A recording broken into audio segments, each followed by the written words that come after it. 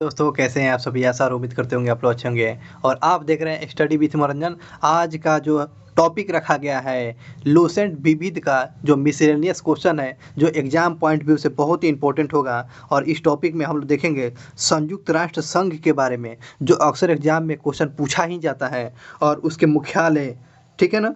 और जो है संयुक्त राष्ट्र के द्वारा जो है अंतर्राष्ट्रीय वर्ष जो घोषित किया गया है, इन सारे टॉपिक पर हम लोग कवर करेंगे। साथ ही राष्ट्रीय और अंतर्राष्ट्रीय दिवस पर भी चर्चा करेंगे।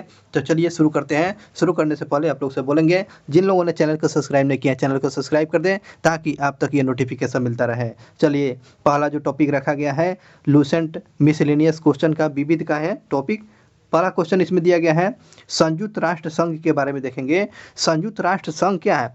संयुक्त राष्ट्र संघ कहने का मतलब हो गया यूनाइटेड स्टेट के नाम जो अमेरिका के जो तत्कालीन जो राष्ट्रपति जो थे उनका नाम क्या है? फ्रैंकलिन फ्रैंकलिन रूजवेल्ट ने ये प्रदान किया था। तो यूनाइटेड नेशन का नाम किसने प्रदान किया था? तो अमेरिका के उस समय के तत्कालीन राष्ट्रपति थे फ्रैंकलिन डी रूजवेल्ट के द्वारा इस नाम को आगाज किया गया था। संयुक्त राष्ट्र की देखरेख का कार्य करने के लिए बड़े राष्ट्रों के प्रतिनिधित्व का सम्मेलन आपको 21 अगस्त 1944 को 21 अगस्त 1944 को वाशिंगटन के डम्बस्टन के ऑक्स भवन में आयोजित किया गया था और 7 अक्टूबर 1944 तक ये चला हुआ था। ये संयुक्त राष्ट्र जब बन रहा था, ये बैठक की बातें किया जा रहा है। आगे बात करते हैं।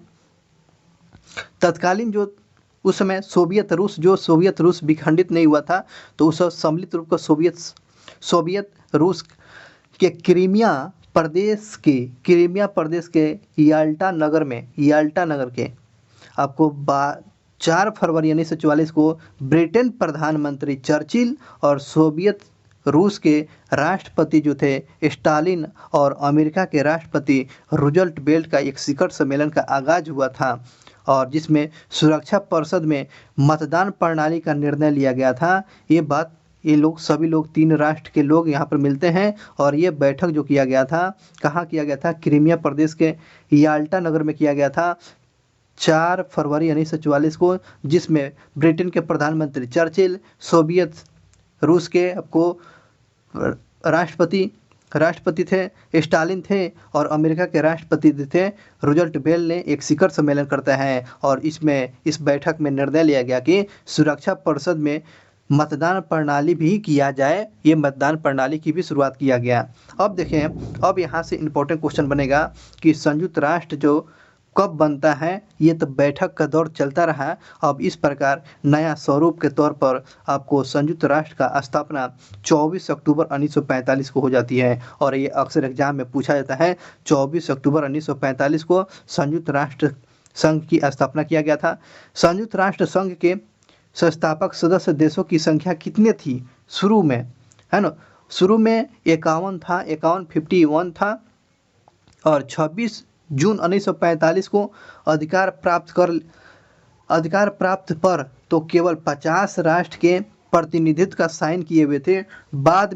बाद में इस पर साइन करके पोलैंड आपको 51वां सदस्य देश बन गया और पहले में 50 गो थे, लेकिन पोलैंड बाद में साइन किया और इस प्रकार जब 26 जून 1945 को जो है अधिकार पत्र पर जो साइन किया जा रहा था तो उस पर पोलैंड साइन नहीं किया था। बाद में 51वां राष्ट्र के रूप में सदस्य के रूप में पोलैंड बन गया पोलैंड। वर्तमान की बातें करते हैं। अभी वर्तमान में प्रेजेंट टाइम में संयुक्त राष्ट्र संघ के सदस्यों के देशों की संख्या कितना है? तो संयुक्त राष्ट्र संघ देशों की संख्या 193 होगा है 193। तो 193वां देश कौन है? तो ये इंपॉर्टेंट क्वेश्चन है। संयुक्त राष्ट्र संघ के 193वां कंट्री कौन है? तो दक्षिणी सूडान है। दक्षिणी सूडान संयुक्त राष्ट्र संघ के 193वां कंट्री है और इस प्रकार वर्तमान में संयुक्त राष्ट्र संघ में कुल देशों की संख्या कितना है? 193, जिसमें 193वां कंट्री दक्षिणी सूडान है। दक्षिणी सूडान। अब बातें करते हैं संयुक्त राष्ट्र संघ का मुख्यालय कहाँ है भाई? ये आपको हेड क्वार्टर पूछता रहता है। हेड क्वार्टर की बात करेंगे तो आपको न्यूयॉर्क शहर में स्थित है। संयुक्त राष्ट्र संघ का मुख्यालय न्यूयॉर्क शहर में स्थित है। इस भवन का भवन जो है कितना एकड़ में फैला हुआ है, तो 17 एकड़ जमीन में फैला हुआ है। इस बिल्डिंग की ऊंचाई मंजिल कितनी है, तो 39 मंजिल का ये बिल्डिंग है जो 17 एकड़ ज़मीन में फैला हुआ है, जिसका मुख्यालय न्यूयॉर्क शहर में है और जो मैनहट्टन द्वीप पर बनाया गया है। तो संयुक्त राष्ट्र संघ जो है किस द्वीप पर बना हुआ है, तो आपको ध्यान रखेंगे मैनहट्टन द्वीप पर बनाया गया है। मैनहट्टन द्वीप पर संयुक्त राष्ट्र बना हुआ है जो 17 एकड़ में है, 39 मंजिल इसका बिल्डिंग है। अब बातें करते हैं, यह 17 एकड़ भूमि जो है जॉन डी रॉकफेलर ने प्रदान किया था। तो यह 17 एकड़ में जो है संयुक्त राष्ट्र फैला हुआ है, तो इस भूमि को किसने प्रदान किया था, तो नाम लिखेंगे जॉन डी रॉकफेलर ने इस ज़मीन को प्रदान किया था और इसी में आपको इसका सचिवालय है, इसी में इनका सचिवालय भी बनाया गया है। अब आगे जो टॉपिक है इसमें संयुक्त राष्ट्र का कार्यालय, संयुक्त राष्ट्र का मुख्य कार्यालय 1952 में बनकर तैयार हो गया। इस प्रकार संयुक्त राष्ट्र संघ का कार्यालय ऑफिस कब बनकर बन जाता है, तो 1952 में ऑफिस बन जाता है और यहाँ उनकी महासभा की प्रथम बैठक कब होता है, जब ऑफिस बन जाएगा। तो जानते हैं प्रथम बैठक जब अक्टूबर 1952 में आयोजित किया गया था। आगे बात करते हैं संयुक्त राष्ट्र संघ के ध्वज की बातें। कोई ना कोई इसका स्वरूप होना चाहिए, तब न किसी चीज़ को अगर कोई काम करते हैं तो उसका कोई लोगो होना चाहिए। तो चलिए इस ध्वज के बारे में देखते हैं। संयुक्त राष्ट्र संघ के ध्वज की पृष्ठभूमि की बात करते हैं, तो पृष्ठभूमि हल्की नीली और उस पर श्वेत रंग का राष्ट्र संघ का प्रतिनिधित्व बनाया गया है, प्रतीक चिन्ह बनाया गया है। और यह प्रतीक चिन्ह जो है आप जानते हैं 2 जैतून के वर्गाकार शाखा के ऊपर खुली हुई है और उसमें वर्ल्ड का मानचित्र रखा गया है। ऐसे है, ये पत्ता हो गया जैतून का, इसी में वर्ल्ड रखा गया, ये हो गया जैतून का। इसी तरह आपको वर्ल्ड के बारे में, ये जैतून के 2 पत्तियों के बीच में रखा गया है वर्ल्ड को, तो ये आपको ध्वज पर ये अंकित किया गया है। आगे बात करते हैं सर, संयुक्त राष्ट्र संघ की भाषा क्या होगा भाई। अगर भाषा इसमें क्या रखा गया है, कार्य करने वाली भाषा 2 ही है। ऑफिशियल लैंग्वेज कितना है जी, तो 2 ही है। काम करने के लिए 2 ही भाषा, अंग्रेजी भाषा और फ्रेंच भाषा।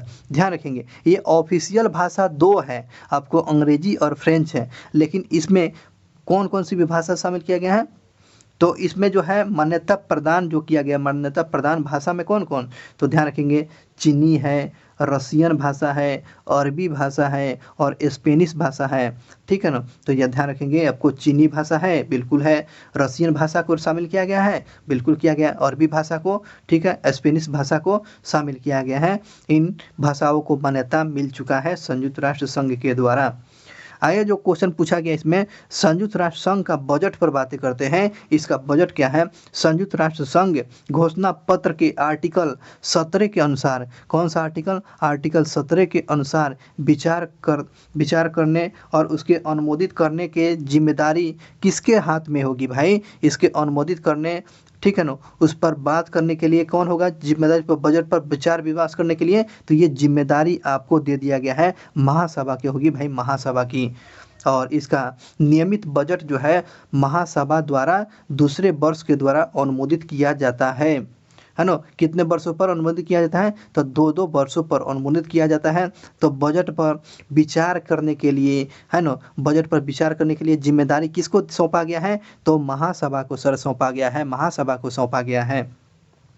और बजट जो है कौन पेश करता है भाई, अब क्वेश्चन पूछता है संयुक्त राष्ट्र संघ का बजट कौन पेश करता है, तो आप तो जान चुके हैं महासचिव पेश करता है, महासचिव पेश करता है। बजट को कौन पेश करता है, तो महासचिव करता है। अब देखेंगे मई 2006 में संयुक्त राष्ट्र संघ के बजट में मुख्य देशों का अंशदान कौन सा रहा था, अंशदान। इस बजट में कौन सा देश जो है अपना सबसे ज़्यादा दान किया था, डोनेट किया था, तो इस मामले में आपको 22% में आपको संयुक्त राज्य अमेरिका डोनेट किया था। उसके बाद जापान आपको 19.47% दान किया था। और जर्मनी की बात करते हैं, जर्मनी में आपको 8.66% और यूके ब्रिटेन ने आपको 6.13% किया था डोनेट। उसके बाद फ्रांस ने कितना किया था, तो फ्रांस ने 6.03 0.03% किया था। और वहीं इटली का अंशदान कितना रहा है, 4.89% का रहा है। और कनाडा का कितना रहा है अंशदान, आपको 2.81% का रहा है। और वहीं रूस का कितना रहा है, आपको 1.10% का रहा है। और भारत का अंशदान कितना रहा है, आपको संयुक्त राष्ट्र संघ में 2006 की बात किया जा रहा है, तो इसमें अंशदान की बातें करते हैं। 0.341% अंशदान रहा है, माने कि किसी देश को विकसित करने के लिए, किसी देश को बढ़ावा देने के लिए यह देश जो है डोनेट करती है, पैसे डोनेट करती है, ठीक है ना। इसी को अंशदान है जो 2006 की रिपोर्ट आप लोग के सामने प्रस्तुत किया गया था। अब यहाँ से इम्पोर्टेंट फैक्ट हम लोग को जानना जरूरी है जैसे कि संयुक्त राष्ट्र संघ के कितने अंग है भाई, तो इतना बड़ा ऑर्गेनाइजेशन है, कितना देश है, 193वां देश है। तो इतना बड़ा वर्ल्ड को चलाने के लिए इसको अंग में, मन कि इसको भाग में बांट दिया गया है। तो संयुक्त राष्ट्र संघ के कुल कितने अंग हैं, तो 6 अंग है। कितने हैं, 6 अंग याद रखेंगे, यह अक्सर एग्जाम में पूछा जाता है। संयुक्त राष्ट्र संघ के कितने अंग हैं मुख्य, तो 6। तो कौन हो गया, तो महासभा जिसे जनरल असेंबली कहा जाता है सर, उसके बाद सुरक्षा परिषद, सिक्योरिटी काउंसिल होता है, आर्थिक सामाजिक परिषद, इकोनॉमिक एंड सोशल काउंसलिंग होता है। उसके बाद चौथे नंबर पर है प्रयानस जो है। उसके बाद 5वां जो है अंतर्राष्ट्रीय न्यायालय, इंटरनेशनल कोर्ट ऑफ जस्टिस है। उसके बाद सेक्रेटेरिएट है जो सचिवालय। और इस प्रकार से आपके 6 जो है आपको अंग संयुक्त राष्ट्र संघ का काम है। लेकिन महासभा का काम क्या है, सुरक्षा परिषद का काम क्या है, और आर्थिक सामाजिक परिषद का क्या है, प्रन्यास परिषद का क्या है, क्या तो अंतर्राष्ट्रीय न्यायालय का काम क्या होगा, सचिवालय का काम क्या है। इन सारी एक एक कामों को हम देखेंगे, ठीक है ना। चलिए पहली बात इसमें थोड़ा नोट में देख लेते हैं। नोट में क्या समझाया गया है कि नीदरलैंड में हैग में स्थित अंतर्राष्ट्रीय न्यायालय के अतिरिक्त सभी अंग संयुक्त राष्ट्र संघ के न्यूयॉर्क के मुख्यालय में ही स्थित है। बहुत इंपॉर्टेंट फैक्ट है। और यह क्वेश्चन पूछता है कि बताइए अंतर्राष्ट्रीय न्यायालय का मुख्यालय कहाँ है, तो द हेग कहाँ पड़ता है, तो ये नीदरलैंड में है। अब बाकी जितने भी संयुक्त राष्ट्र संघ की बातें हैं, तो आपको जितने भी मुख्यालय हैं तो न्यूयॉर्क में स्थित है। लेकिन अंतर्राष्ट्रीय न्यायालय का मुख्यालय पूछेगा तो याद रखेंगे नीदरलैंड में ही है, नीदरलैंड में द हेग में स्थित है। अब यहाँ से क्वेश्चन बनता है कि सुरक्षा परिषद में जो 6 अंग है, तो इस अंग में पहला अंग को हम लोग देखेंगे कौन सा अंग होगा, तो महासभा पर हम लोग चर्चा करेंगे। महासभा चलिए इसमें क्या, इसका दायित्व काम क्या है, तो महासभा इसमें सभी सदस्य देशों का प्रतिनिधित्व शामिल होता है। जितने भी देश इसमें आएंगे तो ये सब किस में आएंगे, तो महासभा के अंतर्गत में शामिल होते हैं। इसलिए इसे विश्व का लघु संसद भी कहा जाता है। अब बताइए भैया, महासभा हो गया, पूरा विश्व का लोग इसमें जुड़ गए, तो इसलिए महासभा को क्या कहा जाता है, महासभा को हम लोग विश्व का लघु संसद कहते हैं सर। विश्व का लघु संसद महासभा को कहा जाता है। ये कंप्लीट हो गया और ये एग्जाम में पूछा ही जाता है। प्रत्येक देश जिसमें से 5 प्रतिनिधित्व भेजता है। अब महासभा में जो है आपको विश्व का लघु संसद तो हो चुका है, लेकिन इसमें महासभा में कोई भी देश अपना कितना प्रतिनिधित्व भेजता है, तो 5 गो प्रतिनिधित्व भेजता है। परंतु उसका वोट केवल सिर्फ कितना का काउंट होगा, तो 5 को भेजेगा, लेकिन 5 का वोट नहीं, 5 का वोट का मतलब 1 का वोट का काउंट किया जाएगा। ये समझाने की कोशिश किया गया है। अब बातें करते हैं इसमें महत्वपूर्ण प्रश्न, जैसे महत्वपूर्ण प्रश्नों पर जैसे क्या प्रश्न होंगे, जैसे कि शांति हो गया, सुरक्षा से जुड़े मुद्दे और अन्य सदस्य को प्रवेश करना है महासभा में, संयुक्त राष्ट्र सभा में, या बजट निर्णय के 2/3 बहुमत की ज़रूरत होती है। ये महत्वपूर्ण प्रश्नों पर चर्चा जो से शांति के क्षेत्र में अपनी बातें रख सकते हैं, सुरक्षा से जुड़े मुद्दे की चर्चा रख सकते हैं, नए सदस्य को इसमें प्रवेश कराना चाहिए या नहीं कराना चाहिए, ये बातें को ये महत्वपूर्ण प्रश्न है। बजट के निर्णय के लिए 2/3 बहुमत के लिए ज़रूरी होना बहुत ही ज़रूरी है। ये महासभा की महत्वपूर्ण प्रश्न की बातें था। अब देखेंगे महासभा के नियमित सत्र जो है हर साल कब से कब तक चलता है? तो नियमित सत्र जो है आपको सितंबर महीना के दूसरे मंगलवार से शुरू होता है और दिसंबर के मध्य तक ले चलता है। बहुत ही इंपॉर्टेंट क्वेश्चन है। तो क्वेश्चन पूछता है कि महासभा का कार्य का संचालन कब से संचालित होता है? तो हर साल आपको सितंबर महीना के तीसरे मंगल पर, हर साल सितंबर महीने के कौन सा दिन? मंगलवार से। और यह कब से शुरू होता है और यह लास्ट कब तक ले चलता है? तो दिसंबर के मध्य तक ले चलता है। तो ये बातें ध्यान रखेंगे। प्रत्येक नियमित सत्र की शुरुआत महासभा के एक नए अध्यक्ष और 21 उपाध्यक्ष और महासभा के 7 प्रमुख समितियों के अध्यक्ष के चुनाव करती हैं। तो ध्यान रखेंगे, इसमें एक अध्यक्ष होते हैं और कितने उपाध्यक्ष होंगे? तो 7 गो उपाध्यक्ष होंगे और महासभा के 7 प्रमुख समितियां अध्यक्ष का चुनाव करती रहती हैं, ये बताया गया है। नियमित सत्र के अलावा महासभा की सुरक्षा परिषद के आग्रह पर विशेष सत्र का आयोजन किया जाता है। नियमित सत्र के अलावा भी आपको महासभा के सुरक्षा परिषद के आग्रह पर विशेष सत्र का आगाज किया जाता है, बुलाया जाता है, ये भी ध्यान रखेंगे। अब देखते हैं सर, इसी में ही सुरक्षा परिषद की संतुष्टि पर अंतर्राष्ट्रीय न्यायालय के न्यायाधीश नए देशों के सदस्य, जो नए देश के सदस्य होंगे, और महासचिव नियुक्त और संयुक्त राष्ट्र संघ का बजट पारित कराना यदि महासभा का काम है। तो काम क्या है महासभा का? तो महासभा का काम ये है कि अंतर्राष्ट्रीय न्यायालय के न्यायाधीश और अन्य सदस्य देशों की सदस्यता और महासचिव की नियुक्ति करना महासभा की जिम्मेदारी, और संयुक्त राष्ट्र संघ के बजट को पारित कराना, ये सब किसके हाथ में है जी? ये सब जितने हम लोग पढ़े ये महासभा के बारे में पढ़े, और इसलिए महासभा को विश्व का लघु संसद कहते हैं। तो महासभा समझ लिए ना। आगे देखेंगे अब सुरक्षा परिषद की बातें करेंगे गुरु। सुरक्षा परिषद में क्या होगा? ये 6 अंगों में आपको दूसरे का अंग जो है सुरक्षा परिषद, ये संयुक्त राष्ट्र संघ का मुख्य अंग है और यह एक प्रकार से कार्यपालिका है। यह एक प्रमुख का कार्यपालिका के रूप में कौन काम करेंगे? कार्यपालिका के रूप में सुरक्षा परिषद काम करता है भाई। और संयुक्त राष्ट्र घोषणा पत्र के अनुसार अंतर्राष्ट्रीय शांति सुरक्षा को बनाए रखना और सुरक्षा परिषद की मुख्य जिम्मेदारी आपके किसके हाथ में होती है? तो ये सुरक्षा परिषद के हाथ में होती है। इसी कारणवश से मुहावरे में आप तो जान चुके हैं, इसी कारण मुहावरे को, इसलिए इसको सुरक्षा परिषद को दुनिया का पुलिस मैन कहते हैं। ये सुरक्षा की जिम्मेदारी, ये चौकीदारी की तरफ सुरक्षा परिषद काम करती है, इसलिए इसे दुनिया का पुलिस मैन कहा जाता है। दुनिया का पुलिस मैन किसको कहते हैं? सुरक्षा परिषद को कहते हैं। और ऐसे भी पुलिस सुरक्षा का काम करती है, इसलिए सुरक्षा परिषद को दुनिया का पुलिस मैन कहा जाता है। और इसमें बात करते हैं 15 सदस्य होते हैं सुरक्षा परिषद में। कितने सदस्य? तो 15 सदस्य होते हैं सर, जिसमें कितने अस्थायी? 5 गो परमानेंट होते हैं और 10 गो अस्थायी होते हैं। सुरक्षा परिषद में कितने अस्थायी रूप से? 5 गो और अस्थायी रूप से आपको 10 होते हैं। ये बातें सुरक्षा परिषद की बातें थी।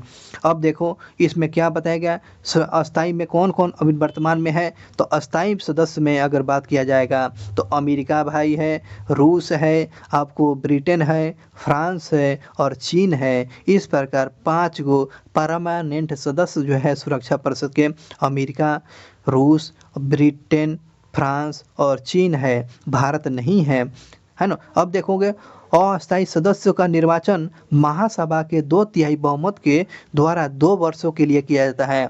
जो टेम्पोररी रूप से, अस्थायी रूप से जो निर्वाचन किसके द्वारा? तो महासभा के द्वारा 2/3 बहुमत पर 2 वर्षों के लिए आपको बनाया जाता है सदस्य के रूप में।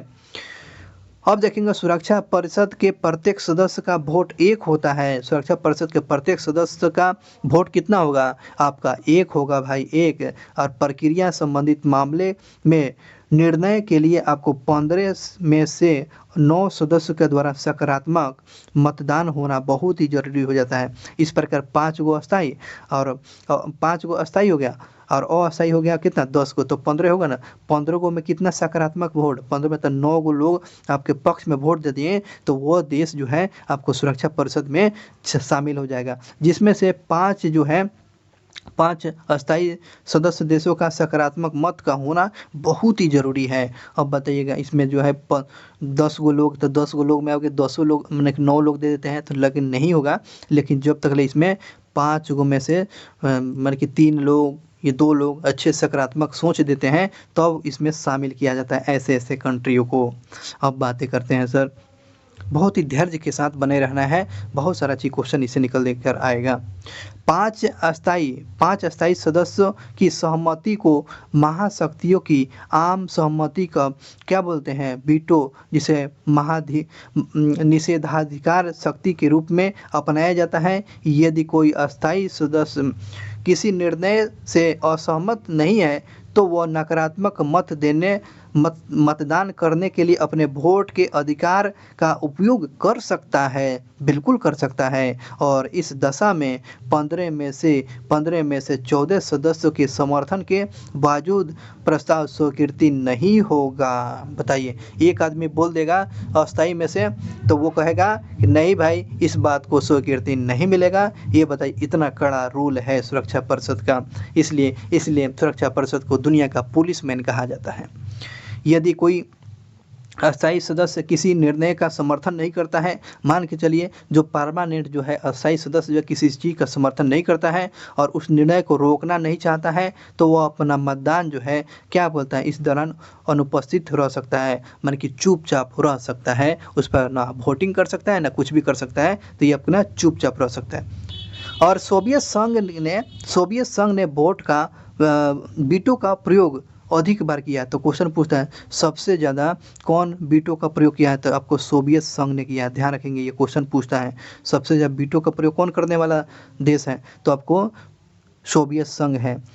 अमेरिका ने वीटो का उपयोग सर्वप्रथम कब किया था, अमेरिका पूछ रहा है, अमेरिका ने सर्वप्रथम वीटो का प्रयोग कब किया था, तो मार्च 1971 में किया था।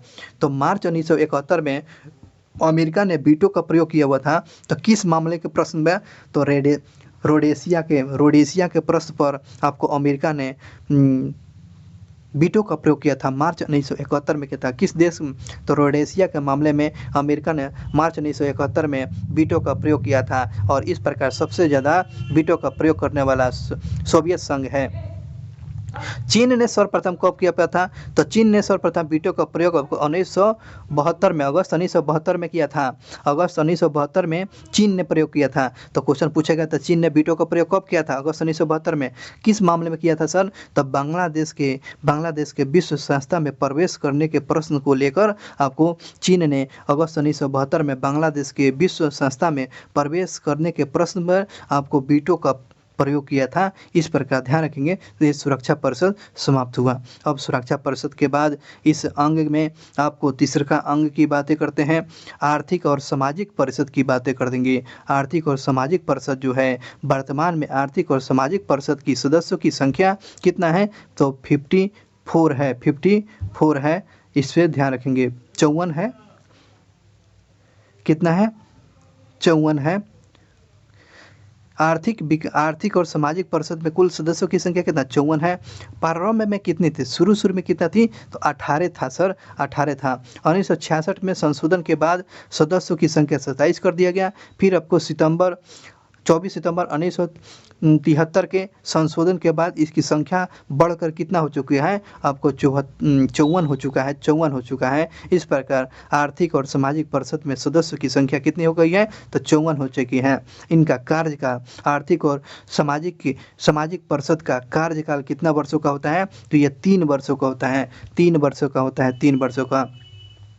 और ये क्या है, यह आर्थिक और सामाजिक परिषद क्या है, यह एक अस्थायी संस्था है, परंतु इसके 2/3 सदस्य जो है प्रति वर्ष पद मुक्त होते रहते हैं, परंतु अवकाश ग्रहण करने वाले सदस्य पुनः निर्वाचित हो सकते हैं। मन कि उनका रिटायरमेंट होता है तो रिटायरमेंट के बाद भी आपको आर्थिक और सामाजिक परिषद में वो शामिल हो सकते हैं। इनका कार्यकाल की बातें 3 वर्षों की होती है, 3 वर्षों का होता है। नेक्स्ट क्वेश्चन पर बात करते हैं। इसी में देखेंगे परिषद के प्रत्येक सदस्य राज्य का ही प्रतिनिधित्व करते हैं। तो राज्य का प्रतिनिधित्व इसमें किया जाता है, जिसमें निर्णय साधारण बहुमत के द्वारा तय किया जाता है। निर्णय जो होता है साधारण बहुमत के द्वारा तय होता है। आर्थिक और सामाजिक परिषद की बैठक, आर्थिक और सामाजिक परिषद की बैठक 2 बार, वर्ष में कितना बार होता है? 2 बार होती है। कार्यकाल कितना होता है? 3 वर्षों का। तो साल भर में कितना बैठक होता है? आर्थिक और सामाजिक परिषद की बैठक साल में 2 बार होती है। तो 2 बार में कब कब? तो अप्रैल महीना में न्यूयॉर्क में, अप्रैल महीना में कब? न्यूयॉर्क में। और जेनेवा में आपका जुलाई में, जेनेवा जुलाई तो हो चुका है। इस प्रकार 2 बार आर्थिक सामाजिक और विकास परिषद की बैठक साल में 2 बार होती है। प्रथम बैठक होती है अप्रैल में न्यूयॉर्क में, दूसरी का बैठक जुलाई में आपको होती है, जेनेवा में होती है। इसी को हमेशा ध्यान रखेंगे। अब इसमें जो बताया गया है, परिषद अपना कार्य जो है, ये परिषद अपना कार्य जो है क्या कार्य इस प्रकार के आयोग, अस्थायी समितियों तथा विशेष संस्थाओं के माध्यम में पूरा करना चाहती है। कुछ आयोग के नाम जो है, जैसे कि आपको जानते हैं, आर्थिक और रोजगार आयोग है, इसी की बात है, और जनसंख्या और यातायात हो गया। उसके बाद संयुक्त राष्ट्र बाल संकट कोष है ना, यूनिसेफ, इसी को बोलते हैं यूनिसेफ। तो यूनिसेफ किसके अंतर्गत में काम करता है? तो आपको ध्यान रखेंगे, यूनिसेफ किसके अंतर्गत में काम करता है? तो यही ना, आर्थिक और सामाजिक परिषद के अंतर्गत में काम करता है। तो जानते हैं ये क्वेश्चन पूछा ही जाता है। जानते हैं क्या क्वेश्चन डाल देगा कि बताइएगा आर्थिक और रोजगार आयोग किसके अंतर्गत में काम करता है? तो क्या बताएंगे? तो आर्थिक और सामाजिक परिषद के अंतर्गत में पूछ देगा कि बताइए जनसंख्या और यातायात आयोग किसके अंतर्गत में काम करता है? तो आपको आर्थिक और सामाजिक परिषद के अंतर्गत। और यूनिसेफ किसके अंतर्गत में काम करता है? तो यही आपको यूनिसेफ जो है, यूनिसेफ आपको तो क्या बताएंगे? तो यह है आर्थिक और सामाजिक परिषद के अंतर्गत में काम करता है, और ये एग्जाम में पूछा गया क्वेश्चन है। अब बात करते हैं चौथे अंग की, बातें करते हैं प्रन्यास परिषद। प्रन्यास परिषद जो है, संयुक्त राष्ट्र संघ ने राष्ट्र संघ के मैंडेट व्यवस्था के स्थान पर न्यास पद्धति के ग्रहण किया है, न्यास पद्धति को ग्रहण किया, और उसके संचालन के लिए न्यास समिति के गठन किया है। न्यास समिति के गठन किया।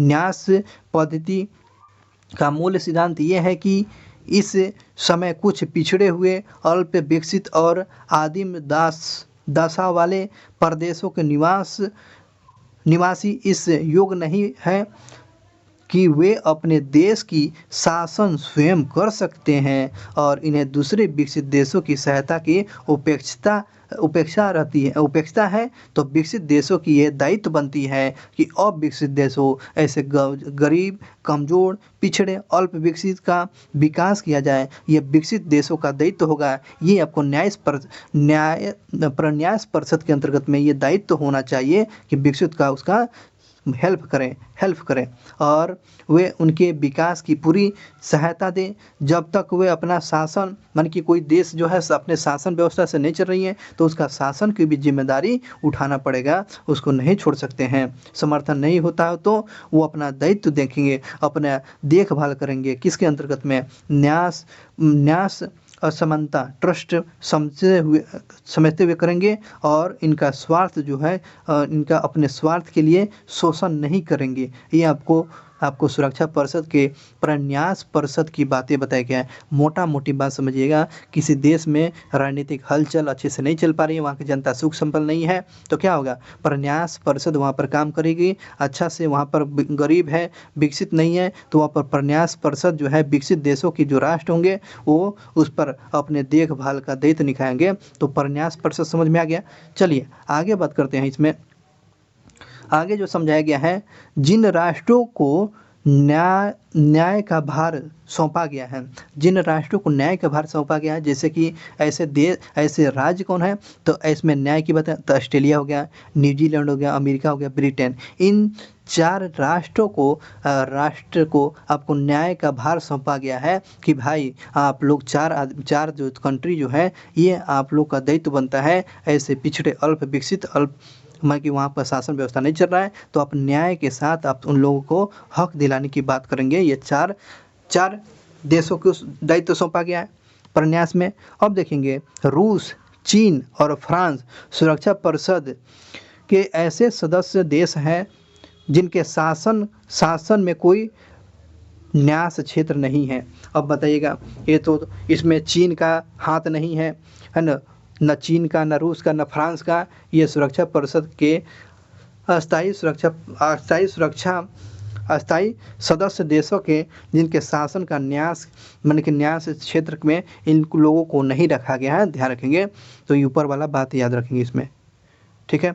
अब देखें, प्रन्यास परिषद में वर्तमान सदस्यों की संख्या पूछेगा तो क्या बताएंगे। प्रन्यास परिषद में वर्तमान में सदस्यों की संख्या 12 है, जिसमें से 4 प्रबंधन करता है, 4 प्रबंधन करता हो गया। जैसे देश में 3 सुरक्षा परिषद के अस्थायी सदस्य होने के कारण अस्थायी सदस्य और 5 निर्वाचित सदस्य इसमें रखा गया। तो इस प्रकार प्रन्यास परिषद में वर्तमान में सदस्य पूछता है कौन, तो आपको वर्तमान में तो 12 को है, तो ध्यान रखेंगे। अब जो पॉइंट दिया गया है, नवंबर 1974 में अमेरिका के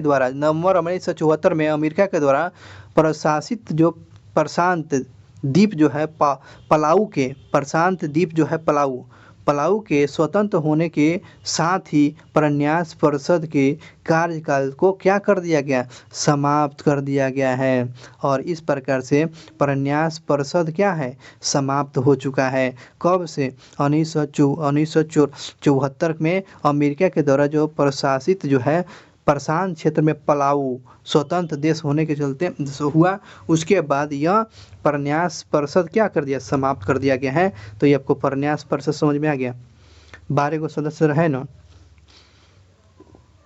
चलिए आगे बात करते हैं सचिवालय, सेक्रेटेरिएट के बारे में समझना जरूरी है।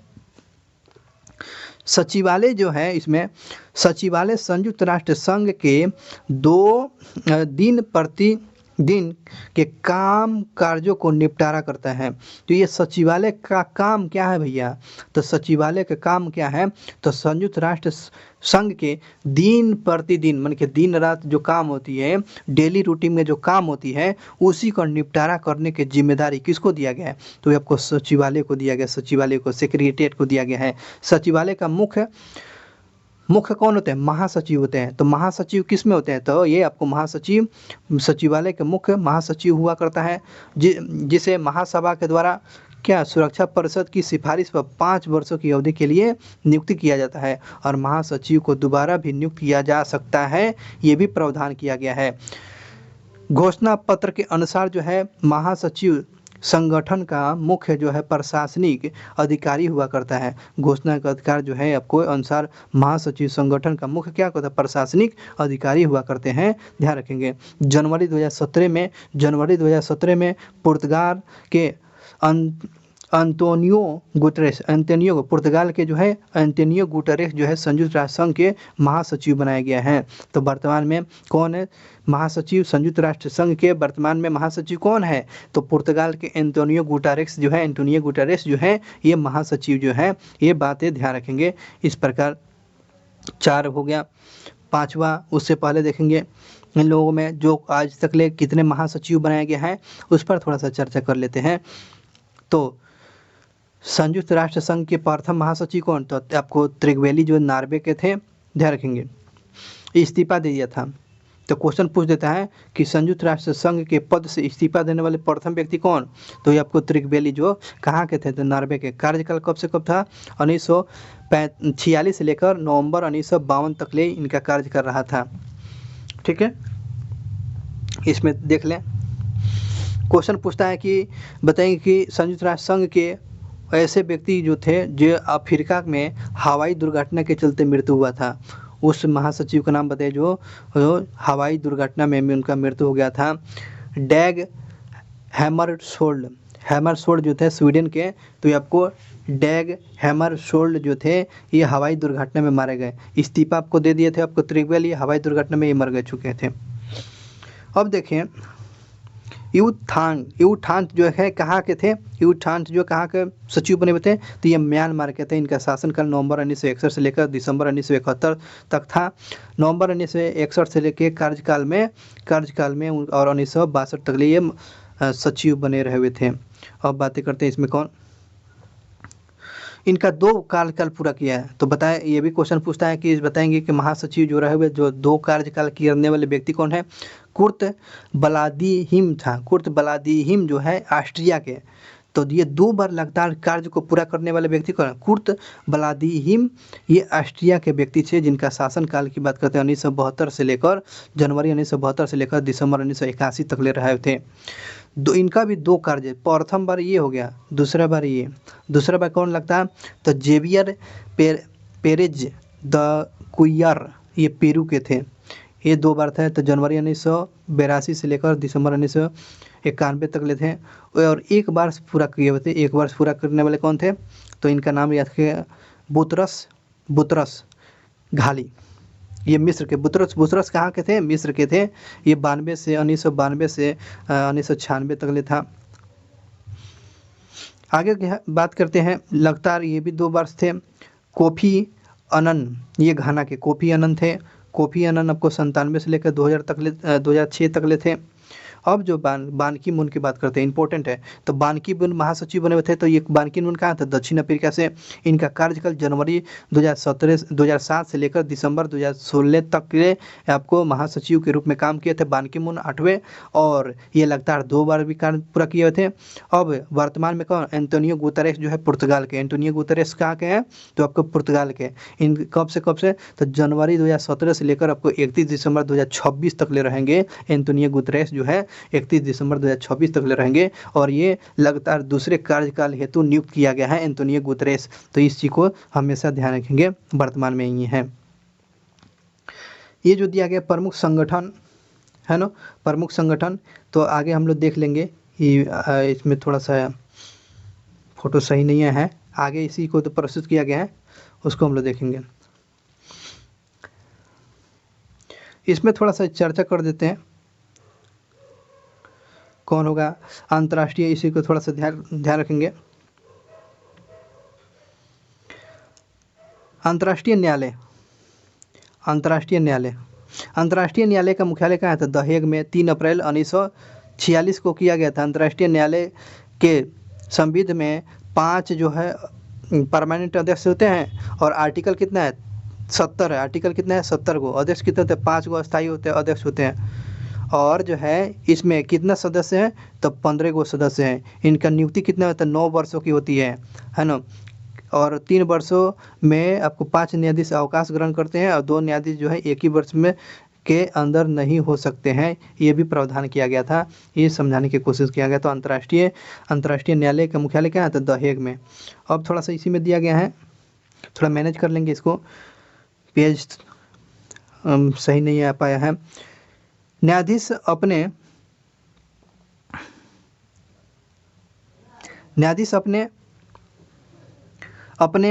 अपने में से एक अध्यक्ष का या उपाध्यक्ष का 3 वर्षों के लिए नियुक्त किया जाता है। वर्तमान में कौन? अमेरिका के जॉन ई डोनोगुई अध्यक्षता, और रूस के किरिल जीरोनगेन के उपाध्यक्ष बनाया गया है।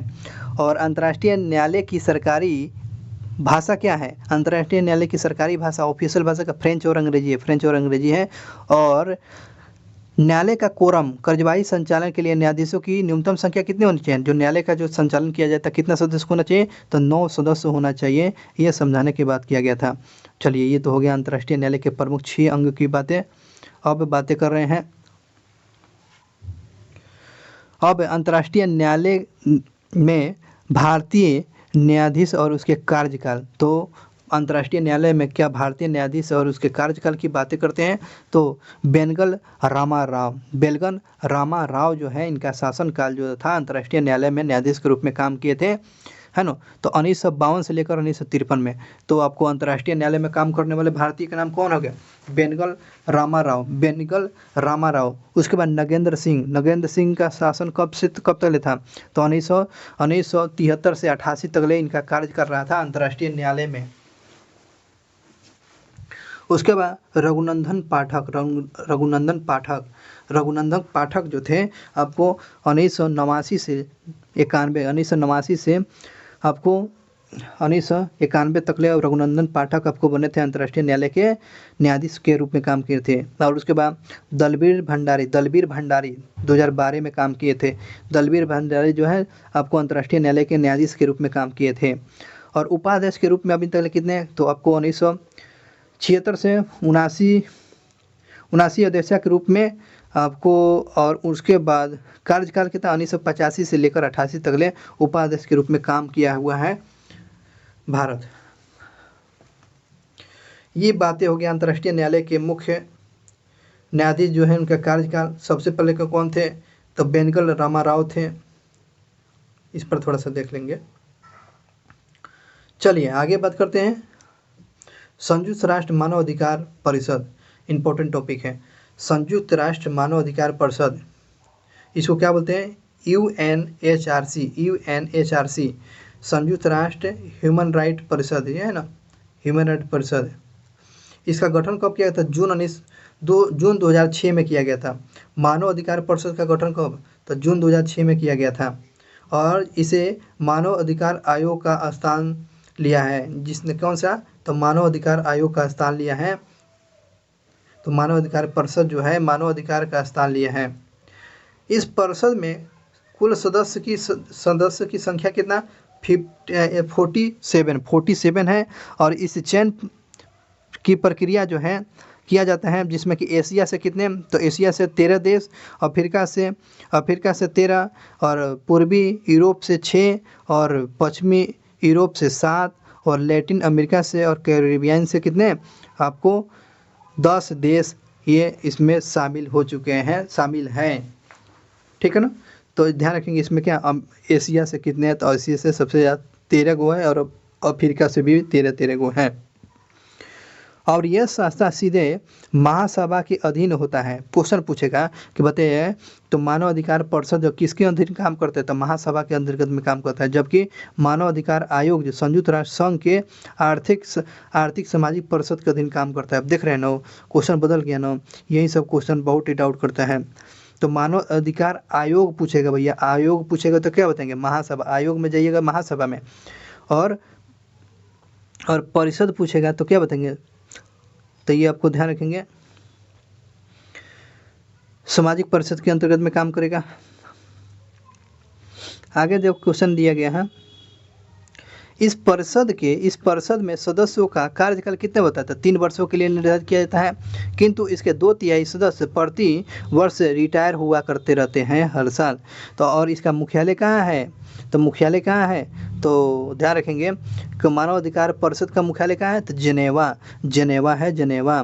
मानव अधिकार परिषद के अस्तित्व में आने के बाद प्रथम याचिका नोबेल पुरस्कार विजेता 1991 में म्यांमार की लोकतंत्रवादी नेता जो है आंग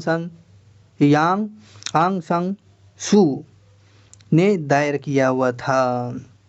उसके बाद देखें नोट में, संयुक्त राष्ट्र स्टाफ कॉलेज अंतर्राष्ट्रीय श्रम संगठन जिसे ILO प्रशिक्षण के केंद्र के कैंपस के साथ जो है तुरीन इटली में स्थापित कर दिया गया। तो ILO का मुख्यालय कहाँ है, इटली में, रोम, इटली के रोम में है। चलिए बात करते हैं आगे। अब जो है इम्पोर्टेंट यहाँ से तो हमेशा क्वेश्चन तो देखने को मिलता ही है। विश्व के प्रमुख जो है संगठन पर हम लोग चर्चा करेंगे। विश्व संगठन में आपको देखेंगे WTO जिसे बोलते हैं वर्ल्ड ट्रेड ऑर्गेनाइजेशन, विश्व व्यापार संगठन। इसकी WTO की स्थापना कब किया था, जनवरी 1995 में किया गया। जनवरी 1995 में WTO की स्थापना किया गया, वर्ल्ड ट्रेड ऑर्गेनाइजेशन की स्थापना, जिसकी मुख्यालय की बात करेंगे, मुख्यालय जिनेवा में है। याद हुआ, WTO के मुख्यालय का जेनेवा में, स्थापना कब किया गया, 1 जनवरी 1995 में।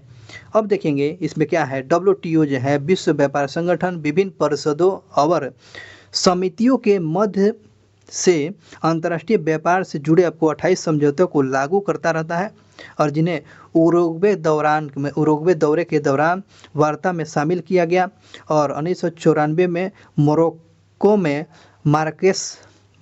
मार्केस में पारित किया गया था। कौन, ये WTO के बारे में जुड़ा है। तो इसमें कितने समझौते व्यापार से जुड़े हुए कितने हैं, तो 28 को समझौता किया गया था। यही आपको उरुग्वे और मोरक्को में ये आपको दौरा किया गया था, इसको शामिल किया गया था कि क्या करना है क्या नहीं करना है। तो इम्पोर्टेंट फैक्ट आपको WTO की स्थापना 1 जनवरी 1995 मुख्यालय याद रखें, जिनेवा में है। आगे बात करते हैं इसमें। आगे जो दिया गया है, नवंबर 2001 में दोहा सम्मेलन में चीन को सदस्य बनाया गया, बहुत इंपॉर्टेंट। डब्ल्यूटीओ में चीन को कब सदस्य के रूप में शामिल कर लिया गया? तो नवंबर 2001 में चीन को शामिल कर लिया डब्ल्यूटीओ में। चीन सदस्य कब बन गया? 1 नवंबर 2001 को दोहा सम्मेलन में चीन को शामिल किया गया। विश्व व्यापार संगठन का प्रथम मंत्रिस्तरीय सम्मेलन कहाँ आयोजित किया गया था? तो विश्व व्यापार संगठन का मंत्री स्तरीय सम्मेलन कहाँ किया था? सिंगापुर में किया गया था भैया, सिंगापुर में दिसंबर 1996 में किया गया था। वर्तमान में डब्ल्यूटीओ के महानिर्देशक कौन है, डायरेक्टर कौन है? नगोजी अंगोजी IBELA। नागोजी अंगोजी IBELA जो है आपको महासचिव हैं, ध्यान रखें, डब्ल्यूटीओ के, जो नाइजीरिया देश के रहने वाली है, नाइजीरिया देश के रहने वाली है, और ये नाइजीरिया के वित्त मंत्री भी रह चुकी है, याद रखिए, रह चुकी है, यह स्त्री है, नागोजी अंगोजी और IBELA, यह महिला रह चुकी है, नाइजीरिया के रहने वाली है, डब्ल्यूटीओ के पर बनी हुई है, और इस प्रकार इस पद पर नियुक्त होने वाली प्रथम महिला अफ्रीकी बन चुकी है ना। डब्ल्यूटीओ की प्रथम महिला पूछ लेगा तो बता देगा। चलिए आगे बात करते हैं, डब्ल्यूटीओ के सदस्य देशों की संख्या कितने हैं? वर्तमान में डब्ल्यूटीओ वर्तमान में सदस्य देशों की संख्या 164 को है, 164 को सदस्य हैं। तो 164वां सदस्य देश कौन है? 164वां सदस्य देश है अफगानिस्तान बना हुआ है। यह करंट से रिलेटेड करके पढ़िएगा और यह क्वेश्चन पूछा ही जाता है। तो डब्ल्यूटीओ समझ लिया है, 164 को सदस्य है। नया सदस्य 164वां देश कौन है? अफगानिस्तान है। इस डब्ल्यूटीओ की स्थापना कब किया गया? तो 1 जनवरी 1995 में। इसका मुख्यालय कहाँ? जनेवा में है। और इसका डायरेक्टर कौन है? नागोजी अंगोजी IBELA को नियुक्त किया गया है। ये आपको कहाँ की है? तो अफ्रीका का रहने वाली प्रथम महिला बनी है डब्ल्यूटीओ की। अब बात करते हैं यूरोपीय यूनियन की चर्चा करेंगे सर। यूरोपीय यूनियन पर चर्चा करेंगे, ध्यान से सुनिएगा सर। यूरोपीय यूनियन EU, इसकी स्थापना जो किया गया था 1 जनवरी 1958 के यूरोप के इनर सिक्स कहे जाने वाले 6 देश, इनर सिक्स कहे जाने वाले 6 देश कौन हो गया? इनर सिक्स कहे जाने वाले कौन हो गया? तो इनर सिक्स कहे जाने वाला देश में आपको France, Germany, Italy, Belgium, Netherland और लक्जमबर्ग के द्वारा रोम की संधि के माध्यम से यूरोपीय आर्थिक सदस्य की स्थापना किया गया। इस संगठन के बाद यूरोपीय संघ का नाम दे दिया गया और इसकी स्थापना मैट्रिच नीदरलैंड में 1 नवंबर 1993 में किया गया, जिसका मुख्यालय आपको ब्रुसेल्स बेल्जियम में है। यूरोपीय यूनियन का मुख्यालय कहाँ है? बेल्जियम में है। इसकी स्थापना कब किया गया यूरोपियन यूनियन के? 1 नवंबर 1993 में। इनर सिक्स इसे कहा जाता है। तो इनर सिक्स में कौन कौन country? France, Germany, Italy, Belgium, Netherland, Luxembourg है। और इसमें रोम संधि के द्वारा, रोम संधि, ध्यान रखिएगा, रोम संधि के द्वारा कौन सा संगठन बना था? ध्यान रखेंगे इस बात को, रोम संधि के द्वारा आपको यूरोपीय यूनियन बना हुआ था। बात समझ में आ गया। मुख्यालय कहाँ है? बेल्जियम में है। इसकी स्थापना 1 नवंबर 1993 में हुआ था। चलिए आप बात करते हैं यूरोपीय यूनियन में ध्यान रखेंगे, यूरोपीय यूनियन से क्वेश्चन बनेगा। यूरोपीय यूनियन के सदस्य देशों में क्वेश्चन पूछ लेता है कौन कौन सा सदस्य है। तो चलिए, Austria, Belgium, Bulgaria, Croatia, Cyprus, चेक गणराज्य, Denmark, Estonia, Philippines, France, Germany, Greece, Hungary, Ireland, Italy, Latvia, Malta, Lithuania, Luxembourg, Netherlands, Poland, पुर्तगाल, Romania, Slovakia, Spain, Sweden, Slovenia और 1 जुलाई 2013 को क्रोएशिया शामिल हो चुका है। और यह इतना में से नहीं पूछेगा, लेकिन पूछेगा कि यूरोपीय यूनियन में शामिल होने वाला नया देश कौन है? तो क्रोएशिया है। कब? तो आपको 2013 में शामिल हुआ था। तो आपको यूरोपीय यूनियन समझ में आ गया। कहाँ मुख्यालय है? बेल्जियम में है, ब्रुसेल्स बेल्जियम में इसका मुख्यालय है। तो इसे ध्यान रखेंगे। एक पॉइंट दिया गया है सर, इस पॉइंट को देखेंगे। जनवरी 2020 में यूनाइटेड किंगडम यूरोपीय यूनियन से बाहर हो गया। तो ब्रिटेन जो है, ब्रिटेन यूरोपीय यूनियन से बाहर हो गया। तो क्वेश्चन पूछेगा, तो बताइए यूरोपीय यूनियन से कौन सा देश बाहर हुआ? तो ब्रिटेन, आपको यूनाइटेड किंगडम यूरोपीय यूनियन से बाहर हो गया 2022 में। 1 जनवरी 1994 को स्वतंत्र यूरोपीय मुद्रा स्थापित की गई, है ना। तो 1 जनवरी 1994 में स्वतंत्र यूरोपीय मुद्रा संस्था की स्थापना किया गया। मन कि वो देश जो है, ये देश सभी मिलकर ये अपना मुद्रा जारी किया था, ठीक है ना, 1994 1 जनवरी 1994 में।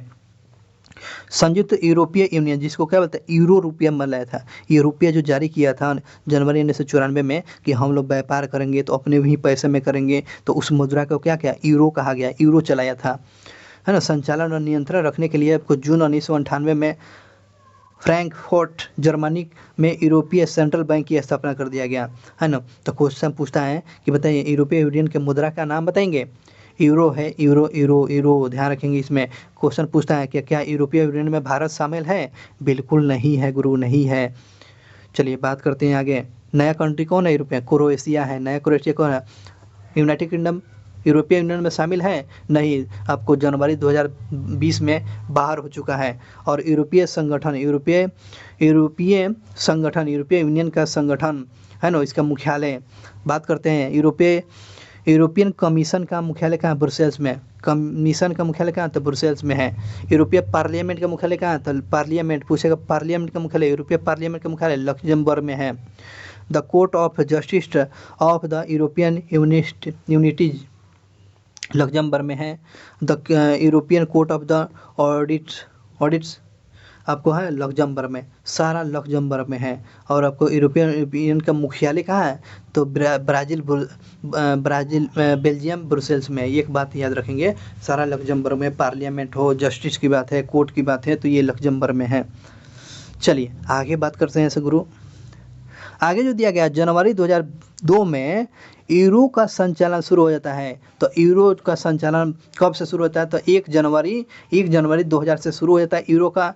यूरोपीय यूनियन के 28 सदस्य में से 8 सदस्य देश, जिसमें Austria, Brazil, Cyprus, Estonia, Philippines, France, Germany, Greece, Ireland, Italy, Spain, Latvia, Luxembourg, Malta होगा इसमें, माल्टा।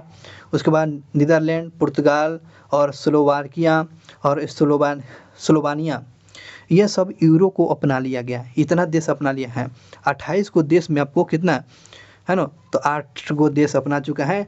और देखेंगे ब्रिटेन, स्वीडन और डेनमार्क की क्या है, यूरो मुद्रा में शामिल नहीं है, क्योंकि यहाँ के अलग अलग मुद्रा चलता रहता है। तो बताइए यूरो को कहीं नहीं ना अपनाएगा, तो नहीं अपनाया है। यूरोपीय आर्थिक समुदाय का मुख्यालय कहाँ है? तो ये आपको यूरोपीय आर्थिक समुदाय का मुख्यालय पूछेगा तो जेनेवा। यूरोपीय आर्थिक समुदाय का मुख्यालय पूछेगा तो कहाँ बताइएगा? जेनेवा बता दीजिएगा। यूरोपीय आर्थिक समुदाय का मुख्यालय कहाँ है? तो जेनेवा है सर, जेनेवा में, है ना। याद करते चलना है, हम यहाँ पर आप लोग को याद ही करा देंगे पूरा, बहुत ही धैर्य के साथ बने रहें। याद कराना हमारी जिम्मेदारी है, आप देखना आपकी जिम्मेदारी है। चलिए बात करते हैं यूरोपीय आर्थिक क्षेत्र, EEA आर्थिक क्षेत्र की बातें करते हैं। इसमें है यूरोपीय संघ के देशों के साथ साथ आइसलैंड और लिechtenstein और नॉर्वे को भी शामिल किया गया। आर्थिक क्षेत्र का मुख्यालय तो अभी नहीं याद हुआ, जेनेवा में था। इसमें कौन कौन सा देश शामिल किया गया? तो आइसलैंड हो, लिechtenstein हो गया, और उसके बाद नॉर्वे को शामिल किया। 3 देश को शामिल किया गया है। अब बातें करते हैं अगला एजेंसी पर, यूरोपीय अंतरिक्ष एजेंसी ESA यूरोपीय अंतरिक्ष एजेंसी, ये अंतरिक्ष में भी काम करेगा, सब मिलकर देश काम करते हैं। कि यूरोपीय अंतरिक्ष एजेंसी ESA की स्थापना कब किया गया? 1975 में किया गया। और यूरोपियन स्पेस रिसर्च संगठन और यूरोपियन लाचर विकास संगठन, इसको क्या बोलते हैं? ELDO इसका फुल फॉर्म है, तो ध्यान रखेंगे। यूरोपीय स्पेस रिसर्च संगठन स्थापना किया गया था कब? 1975 में। इस पर ध्यान रखेंगे। आगे बात कर दिया, यूरोप के 20 सदस्य, जो 20 गो देश इसके सदस्य हैं, क्या समझ में आया है? तो यूरोपियन है अंतरिक्ष एजेंसी में कुल के देशों की संख्या कितना है? ये एजेंसी में है, अंतरिक्ष एजेंसी में 20 गो है। इसकी कुल परियोजनाओं में कनाडा भी भाग लेता है, मतलब कि इसमें जो काम किया जाता है ना, तो इसमें कनाडा भी भाग लेता है, ठीक है ना। और यूरोपीय अंतरिक्ष एजेंसी का मुख्यालय कहाँ है? तो अंतरिक्ष एजेंसी का मुख्यालय कहाँ है? तो आपको पेरिस फ्रांस में, बहुत इंपॉर्टेंट क्वेश्चन है, पेरिस फ्रांस में आपको यूरोपियन अंतरिक्ष एजेंसी का मुख्यालय। तो क्वेश्चन पूछेगा बताइए भैया कि यूरोपियन अंतरिक्ष एजेंसी का मुख्यालय कहाँ है? तो याद हो चुका है आपको, पेरिस फ्रांस में है इसका मुख्यालय। अब बातें करते हैं NATO, the North Atlantic trade organisation, NATO पर चर्चा करते हैं। चलिए, नाटो क्या मतलब है इसका फुल फॉर्म भी पूछा जाता था, the North Atlantic trade organisation, इसी का छोटा फॉर्म हो गया नाटो। नाटो क्या है भाई? ये जो उत्तरी अटलांटिक संगठन की स्थापना आपको 4 अप्रैल 1949 को हुआ था। तो नाटो की स्थापना भैया कब हुआ था? 4 अप्रैल 1949 को हुआ था ना। ये कहाँ है? उत्तरी अटलांटिक संगठन का एक संगठन है, उत्तरी अटलांटिक संगठन का संगठन है, ट्रेड है और ये जो है 4 अप्रैल 1949 को किया गया था। तो नाटो का मुख्यालय कहाँ है? तो बेल्जियम के ब्रुसेल्स में है। नाटो का मुख्यालय कहाँ है? तो नाटो का मुख्यालय आपको बेल्जियम ब्रुसेल्स में है। अभी उत्तर अटलांटिक संधि संगठन में आपको देश कितने हो गए? तो 32 सदस्य राज्य शामिल हो गए।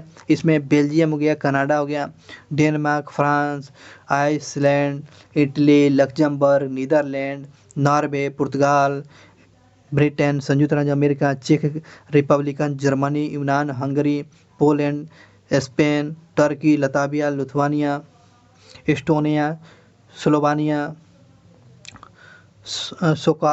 Slovakia, Bulgaria, Romania, Albania, Croatia, Montenegro, Macedonia, Finland और स्वीडन। 1949 में गठन के समय नाटो में कुल सदस्यों की संख्या कितना था? आपको 12 गो था, है ना, 12 गो था, ठीक है। तो नाटो का ये बातें था। नाटो का अंग पर हम लोग चर्चा करेंगे। इसका प्रमुख अंग जो है संगठन परिषद है, प्रतिरक्षा परिषद है, उप परिषद है, सैन्य परिषद है। इन सारी चीज परिषदों पर हम लोग चर्चा करेंगे। तो नाटो के प्रमुख अंग पर क्या है? नाटो किस लिए बनाया गया है? तो ये परिषद में क्या आ गया?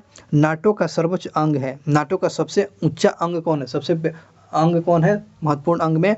तो आपको परिषद है। इसका निर्माण जो है, निर्माण सदस्य राज्य के मंत्री से होता है और नाटो का महासचिव परिषद का अध्यक्ष होता है। नाटो का महासचिव परिषद का ही अध्यक्ष होता है। ये हो गया परिषद।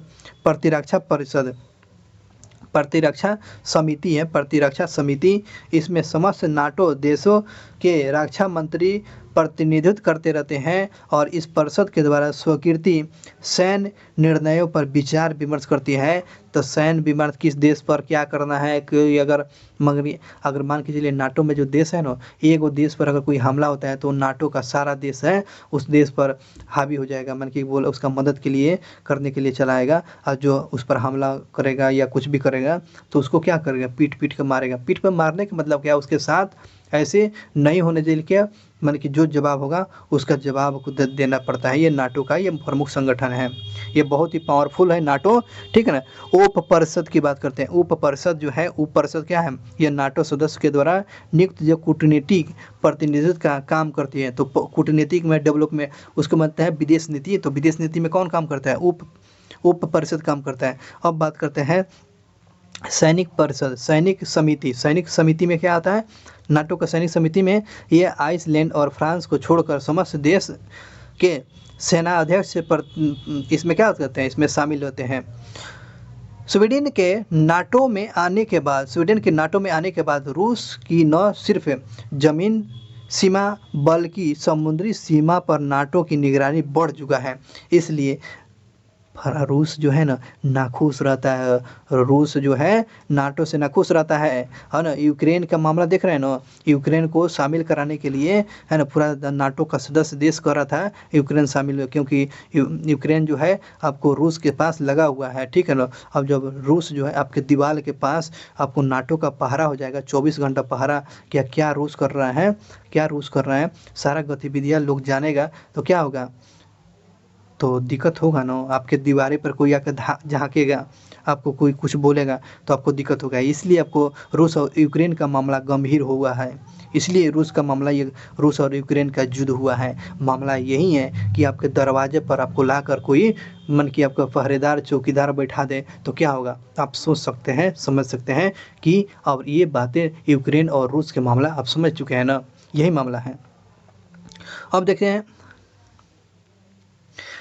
फिनलैंड की 140 किलोमीटर लंबी सीमा रूस से जुड़ी हुई है। देख रहे हैं ना, 140 किलोमीटर रूस से जुड़ी हुई है। फिनलैंड की जो सीमा है 1340 किलोमीटर लंबी सीमा से जुड़ी हुई है रूस से। और अगर फिनलैंड को कुछ होता है तो स्वीडन से होकर नाटो सेना फिनलैंड और रूस के बॉर्डर तक पहुंचती है। देख रहे हैं ना, इतना मामला क्रोनिकल है, इतना मामला गंभीर है। तो ये मामला गंभीरता को रूस को देखता है, ठीक है ना। भारत और रूस का संबंध तो आप तो जानते ही हैं। भारत ने बहुत ही अच्छा डेवलपमेंट अपनाया है, विदेश नीति तटस्थता रहा है। हम मैत्री को कैसे भुला सकते हैं, जो देश हमारे संकट काल में रूस ने इतना मदद किया हुआ है, उसके जहाज से लेकर, उसका व्यापार से लेकर, और यहाँ तक ले रूस के साथ आपको रुपया में व्यापार करने की भी सहमति हो चुका है। तो इस बात को है ना, तो आप समझ सकते हैं इस बात को कितने लिए इम्पोर्टेंट है हमारे लिए। अब बातें करेंगे एशियाई विकास bank, Asian development bank, ADB, एशियाई डेवलपमेंट बैंक पर ये क्वेश्चन पूछता है कि एशियाई डेवलपमेंट की स्थापना कब किया गया था। तो 19 नवंबर 1966 को इसमें 31 सदस्यों के साथ की गई थी। और इसके मुख्यालय का ADBI के मुख्यालय का मनीला। ADBI का स्थापना कब हुआ, तो 19 दिसंबर 1966 को। सदस्य देशों की संख्या कितने से हुआ था, 31। और इसके सदस्य देशों की संख्या 68 है। कितना है, ADBI के सदस्य देशों की संख्या 68 जो है, जिसमें से 49 एशिया और पैसिफिक से है और 19 को बाहरी कंट्री जो है, ठीक है ना। तो याद रखेंगे। तो ADBI में कुल सदस्यों के देशों की संख्या 68 को है। ADBI के मुख्यालय का मनीला हो गया। इसकी स्थापना आपको 19 दिसंबर 1966 को किया गया था। इसके 3 प्रतिनिधित्व कार्यालय टोक्यो, फ्रैंकफर्ट और वाशिंगटन DC में है। इसका कार्यालय कहाँ है, तो 3 जगह है। वाशिंगटन, टोक्यो में है। मुख्यालय तो आपको मनीला में है, लेकिन कार्यालय पूछ रहा है, ऑफिस कहाँ, टोक्यो में है। फ्रैंकफर्ट और वाशिंगटन DC में इसका कार्यालय है, प्रतिनिधित्व कार्यालय के बाद। ADBI के बाद हम लोग देखेंगे आर्थिक सहयोग विकास संगठन, है ना। आर्थिक सहयोग विकास संगठन, organisation for economic corporation development, है ना। ध्यान रखेंगे, आर्थिक सहयोग विकास संगठन, organisation for economic development corporation development, इसका हो गया OEDC, आर्थिक सहयोग विकास संगठन। इसके 1948 में गठित यूरोपीय आर्थिक सहयोग संगठन को 1961 ईस्वी में आर्थिक सहयोग और विकास पुनर्गठन के रूप में परिवर्तित कर दिया गया। और इसका मुख्यालय कहाँ है, आपको पेरिस, फ्रांस में है। तो आर्थिक सहयोग और विकास संगठन का मुख्यालय कहाँ है, तो आपको पेरिस में है, पेरिस में। और इसके सदस्य देशों की संख्या कितना है, तो आपको 34 है, 34 है, 34 है। तो ये आपको आर्थिक सहयोग संगठन, सहयोग और विकास संगठन का मुख्यालय कहाँ है, तो आपको पेरिस, फ्रांस में है। कब स्थापना किया गया, 1961 में। तो बस इतना ही इसके बारे में दिया गया है। आसियान पर बहुत ही चर्चा करना जरूरी है। आसियान अक्सर आप लोग न्यूज में देखते होंगे आसियान। तो आसियान का पूरा नाम क्या है, पूरा नाम पूछता है तो दक्षिण पूर्वी एशियाई राष्ट्रों का संगठन, association of south east Asia nation, ये हो गया आसियान, है ना। तो ए फॉर क्या होगा, एसोसिएशन फॉर, एस फॉर क्या हो गया साउथ, ई से क्या हो गया ईस्ट, ए से हो गया क्या आसियान, एन से हो गया नेशनल, ये हो गया आसियान। इसका पूरा फुल फॉर्म हिंदी में क्या हो गया दक्षिण दक्षिण पूर्वी एशियाई राष्ट्रों का ये संगठन आसियान है ना। इसकी स्थापना जो है 8 अगस्त 1900 कब किया था, 8 अगस्त 1967 को किया गया था, 8 अगस्त 1967 को किया गया था आसियान की स्थापना किया गया था। तो आसियान की स्थापना 8 अगस्त 1967 को किया गया था। उस समय आपको Indonesia, Malaysia, Philippines, Singapore, Thailand ने इसका गठन किया था। तो उस समय किया गया था 8 अगस्त 1967 में किया गया था। और वर्तमान में इसमें देशों की संख्या कितना है भाई, तो देशों की संख्या आपको 10 है। आसियान में देशों की संख्या कितना है, तो 10 को है, 10 आसियान में देशों की संख्या 10 है। आसियान का केंद्रीय सचिवालय कहाँ है, जकार्ता में है।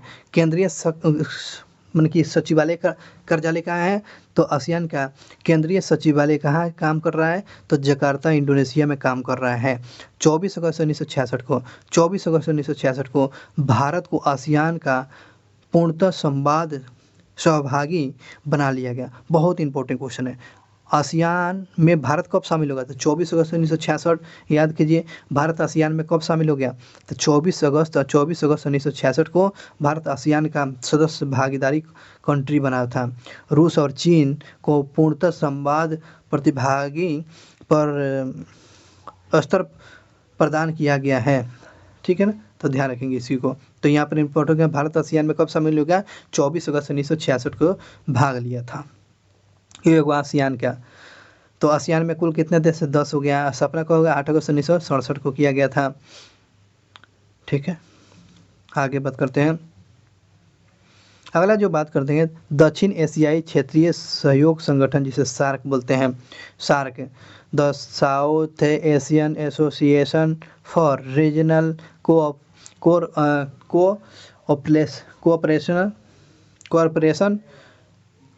कॉरपोरेशन हो गया सार्क। तो सार्क का मुख्यालय कहाँ है, तो काठमांडू है ना, काठमांडू। सार्क का मुख्यालय कहाँ है, काठमांडू।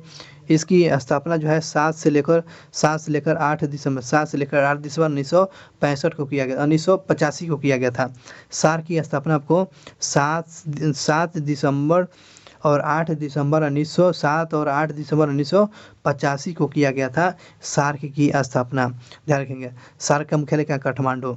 सार्क में देशों की संख्या में देखते हैं, भारत है सार्क का सदस्य, बिल्कुल है। पाकिस्तान है, बिल्कुल है। और उसके बाद बांग्लादेश बिल्कुल है, नेपाल, भूटान, श्रीलंका, मालदीव और अफगानिस्तान।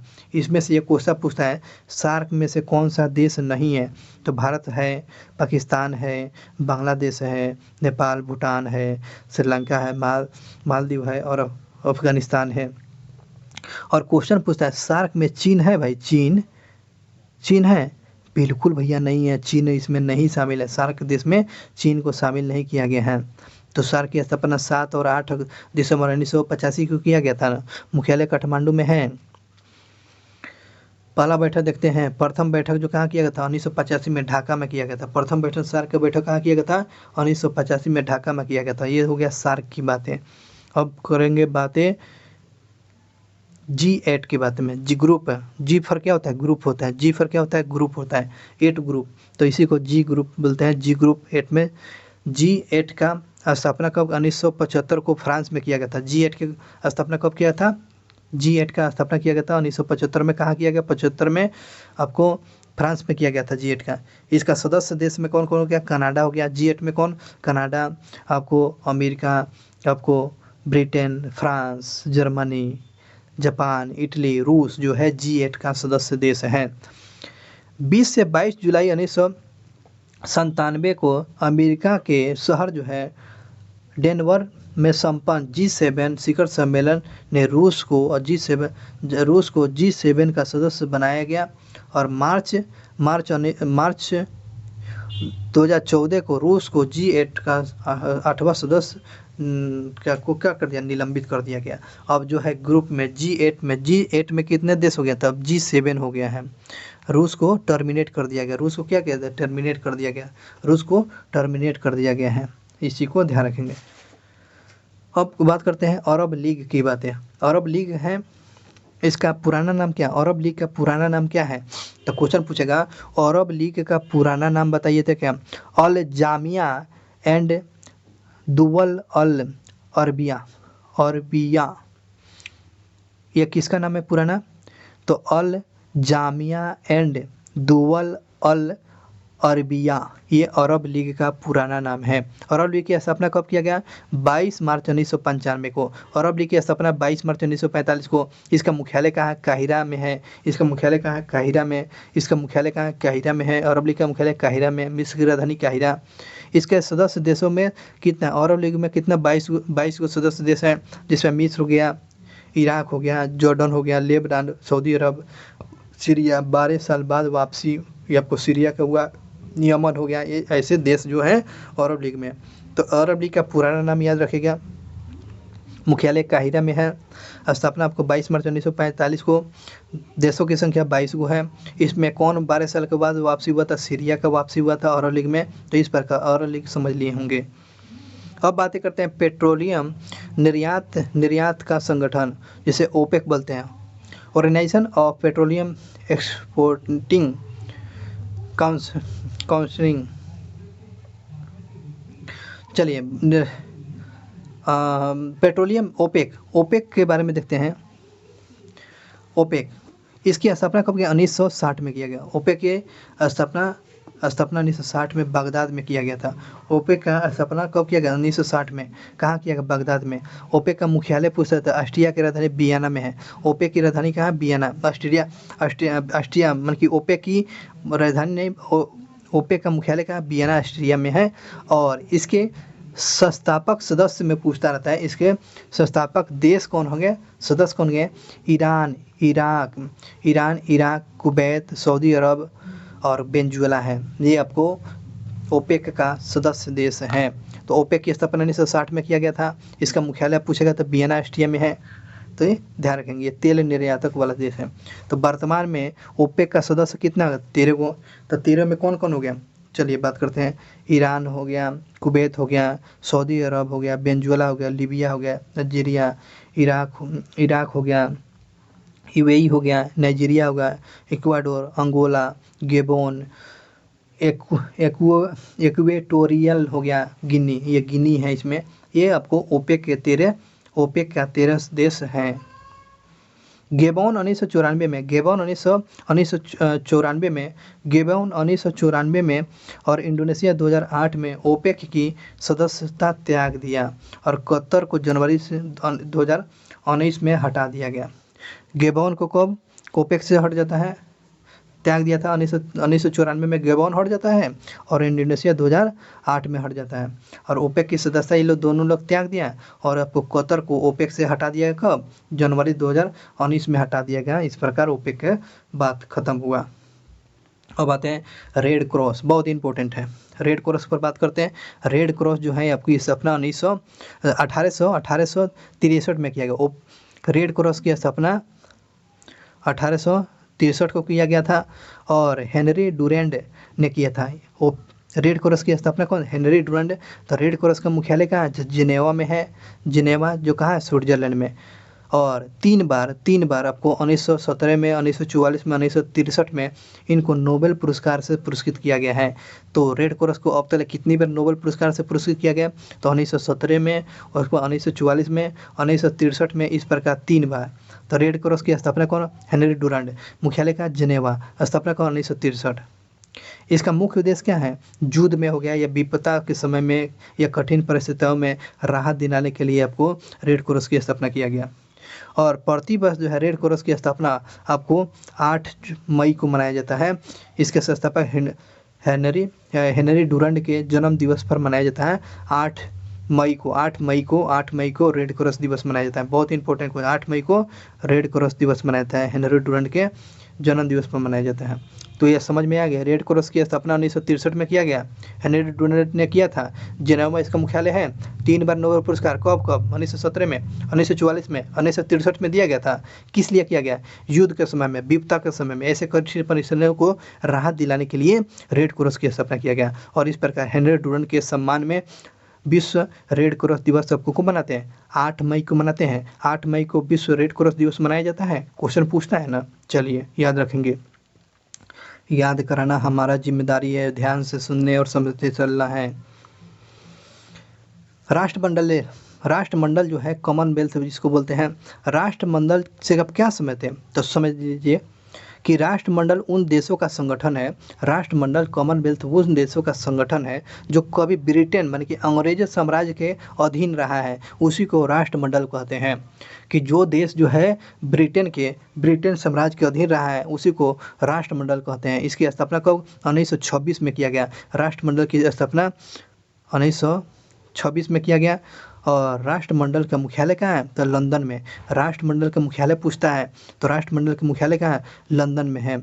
आधुनिक राष्ट्रमंडल का जन्म उस समय हुआ, आधुनिक राष्ट्रमंडल माने कि वर्तमान में राष्ट्रमंडल का जन्म उस समय हुआ जब 1949 तक एक गणराज्य होने के उपरांत ही भारत को इसका सदस्य बना दिया गया। क्या राष्ट्रमंडल भारत का सदस्य बना है? तो हाँ, बिल्कुल बना हुआ 1949 में। और इस प्रकार राष्ट्रमंडल के अधीन था, माने कि राष्ट्रमंडल में शामिल होता है। और वर्तमान में राष्ट्रमंडल देशों की संख्या कितना है? तो वर्तमान में राष्ट्रमंडल के देशों की संख्या कितना है? 54 है। राष्ट्रमंडल देशों की संख्या कितना है? 54 है, जो ब्रिटेन के अधीन गुलाम रहा था। राष्ट्रमंडल का सर्वाधिक प्रभाव अंग राष्ट्रमंडलीय शासन अध्यक्षों का सम्मेलन है, यही आपको राष्ट्रमंडल है। बस राष्ट्रमंडल से यही बातें होती हैं। तो राष्ट्रमंडल की स्थापना 1926 में लंदन में इसका मुख्यालय है। भारत इसमें 1949 में शामिल होता है। वर्तमान में इसका सदस्य देशों की संख्या 54 है। बस हो गया। अब बात करते हैं गुटनिरपेक्ष आंदोलन जिसे नैम। तो गुटनिरपेक्ष देशों का पहला शिखर सम्मेलन कब हुआ था? तो पहला शिखर सम्मेलन कब हुआ था? 1961 में हुआ था। गुटनिरपेक्ष देशों का पहला शिखर सम्मेलन कब? 1961 में हुआ था। गुटनिरपेक्ष का कहाँ हुआ था? इसका सम्मेलन का बेलग्रेड में हुआ था। कहाँ हुआ था? गुटनिरपेक्ष का 1961 में सम्मेलन कहाँ किया गया था? तब बेलग्रेड में किया गया था। गुटनिरपेक्ष देशों की सदस्य संख्या वर्तमान में कितनी है? तो आपको गुटनिरपेक्ष देशों की संख्या आपको वर्तमान में 120 को है, 120 को कंट्री है। गुटनिरपेक्ष आंदोलन का सम्मेलन जिन देशों में होता है वही देश इसका अध्यक्ष होता है। जिस देश में, अगर भारत में हो तो भारत ही अध्यक्ष होगा, पाकिस्तान में या कोई भी देश में होता है तो उस देश का अध्यक्ष होता है गुटनिरपेक्ष। 1961 में स्थापना होता है, तब बेलग्रेड में हुआ था। वर्तमान में 220 है। और इसका सचिवालय कहाँ है? तो गुटनिरपेक्ष का सचिवालय बहुत इंपॉर्टेंट VVI क्वेश्चन है। तो गुटनिरपेक्ष का मुख्यालय का सचिवालय कहाँ है? तो आपको काठमांडू में। सार्क का मुख्यालय पूछेगा, सार्क का मुख्यालय काठमांडू में, लेकिन गुटनिरपेक्ष आंदोलन का सचिवालय कहाँ है? तो काठमांडू में। इस बात को हमेशा ध्यान रखेंगे। अब बातें करते हैं स्वतंत्र राष्ट्रों का राष्ट्रकुल CIS। स्वतंत्र राष्ट्रों का राष्ट्रकुल में CIS की स्थापना आपको 8 दिसंबर 1991 में बेलारूस, रूस, यूक्रेन के राष्ट्रीय अध्यक्षों ने किया हुआ था। स्वतंत्र राष्ट्रों का राष्ट्रकुल का स्थापना। इसका मुख्यालय है मिलिस्क बेलारूस में है। और 21 दिसंबर 1991 में सोवियत संघ से अलग हुआ और 8 देश जिसमें आर्मेनिया हो गया, Azerbaijan, Kazakhstan, Kyrgyzstan, Moldova, Turkmenistan, Tajikistan, Uzbekistan, Alma Ata protocol पर यह साइन किया गया था। तो ये जो क्या है, मिल्किन्स समझौता भी समझ लेते हैं। जब राष्ट्र मतलब कि क्या समझते हैं, संयुक्त राष्ट्र का विघटन हुआ ना, टूटन हो, तो 8 गो देश में विघटित हुआ था। तो एक कब हुआ था?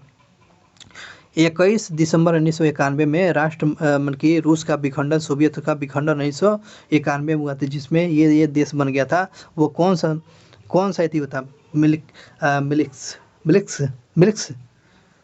संधि, जिस पर ये नया सदस्य बन जाते हैं। दिसंबर 1993 में जॉर्जिया इसका सदस्य बन गया। तो आपको ध्यान रखेंगे इसका सदस्य कब बनता है? जॉर्जिया 1993 में बनता है, लेकिन अगस्त 2008 में इसने सदस्यता त्याग दिया, है ना। स्वतंत्र राष्ट्रों का राष्ट्रकुल का सदस्यता जॉर्जिया ने त्याग दिया। और सोवियत संघ से अलग 15 राष्ट्रों में से 9 राष्ट्र CIS सदस्य के तुर्कमेनिस्तान ने अनौपचारिक सदस्यता, और यूक्रेन जो है ना, सदस्य है लेकिन औपचारिक रूप से ये सदस्य नहीं है। यही ना आपको ये सदस्य बोलता है कि रूस ये आपको यूक्रेन है मन की रहो, कि क्यों जाते हो, तो ये आपको नाटो वाला मामला बोलता है, नाटो वाला इसको शामिल करने के लिए बोल रहा है। तो इसलिए औपचारिक रूप से है भी नहीं भी, तो ये ध्यान रखेंगे।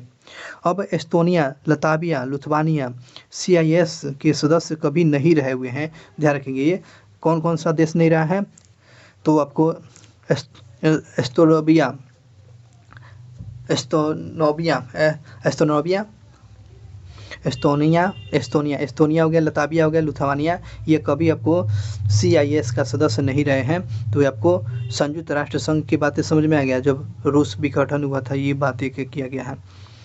अब मोस्ट इम्पोर्टेंट क्वेश्चन होगा कि ब्रिक्स की बात है, ब्रिक्स पर देखते हैं। ब्रिक्स जो है वर्ष 2009 में ब्राज़ील, रूस, भारत, चीन ने एक आर्थिक संगठन ब्रिक्स की स्थापना किया, है ना। कौन कौन मिलकर ब्रिक्स में कौन होगा, 20 है ब्राज़ील, R से रूस, I for India, C for China, S for क्या हो गया, साउथ अफ्रीका, है ना। तो ये ब्रिक्स इसमें स्थापना कर देते हैं। इसका प्रथम शिखर सम्मेलन आपको 16 जून 2009 को रूस के शहर जो है में हुआ था, एकेटेरियन वर्ग में हुआ था। और 15 अप्रैल 2010 में ब्राज़ीलिया में हुई दूसरे सम्मेलन में, जिसमें दक्षिण अफ्रीका को इसकी सदस्यता प्रदान किया गया। तो देख रहे हैं ना, जब ब्राज़ीलिया में अब शामिल किया गया था ना, तो ब्राज़ील में किया गया था, इस प्रकार दक्षिण अफ्रीका को सदस्य देश बना दिया गया, और इन्हीं देशों का शॉर्ट नाम ब्रिक्स कर दिया गया है, ब्रिक्स है। दक्षिण अफ्रीका के शामिल होने के बाद ये नाम ब्रिक्स हो जाता है। 14 अप्रैल 2011 में चीन हुआ ब्रिक्स से तीसरा सम्मेलन, जिसमें अफ्रीका पहली बार शामिल हुआ था। दक्षिण अफ्रीका पहली बार शामिल हुआ था। 15-16 जुलाई को 2014 में फोर्टालेजा, ब्राज़ील में सम्मेलन ब्रिक्स का विश्व बैंक की स्थापना किया गया। ब्रिक्स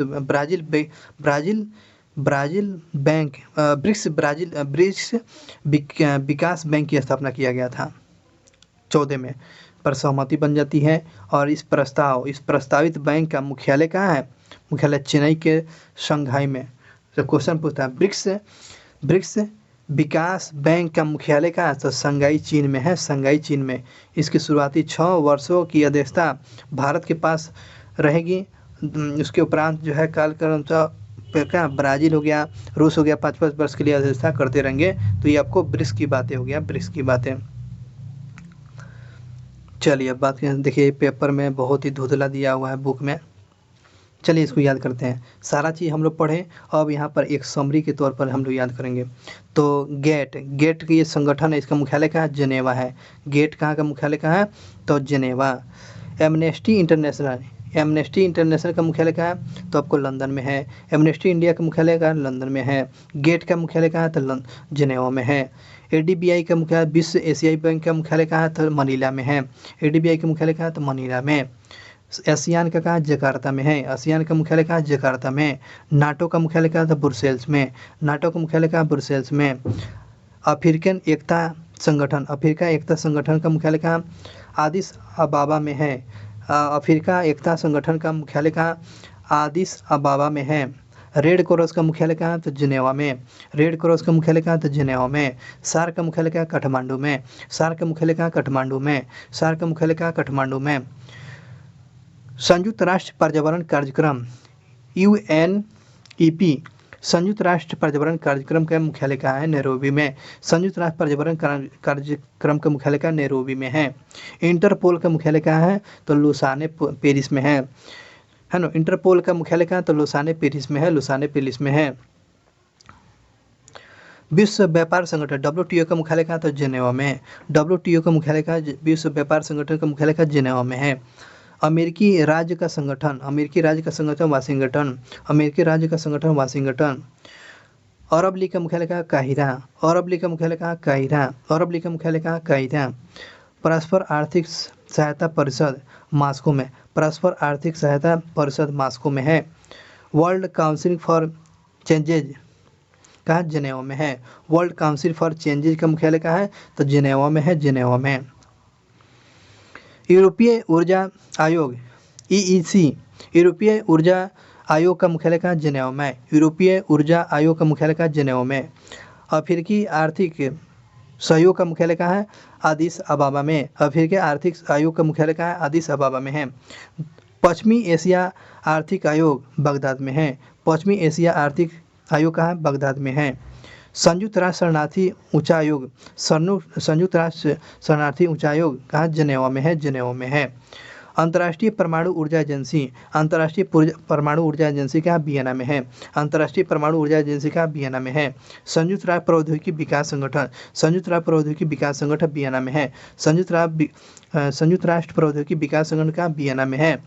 संयुक्त राष्ट्र व्यापार और विकास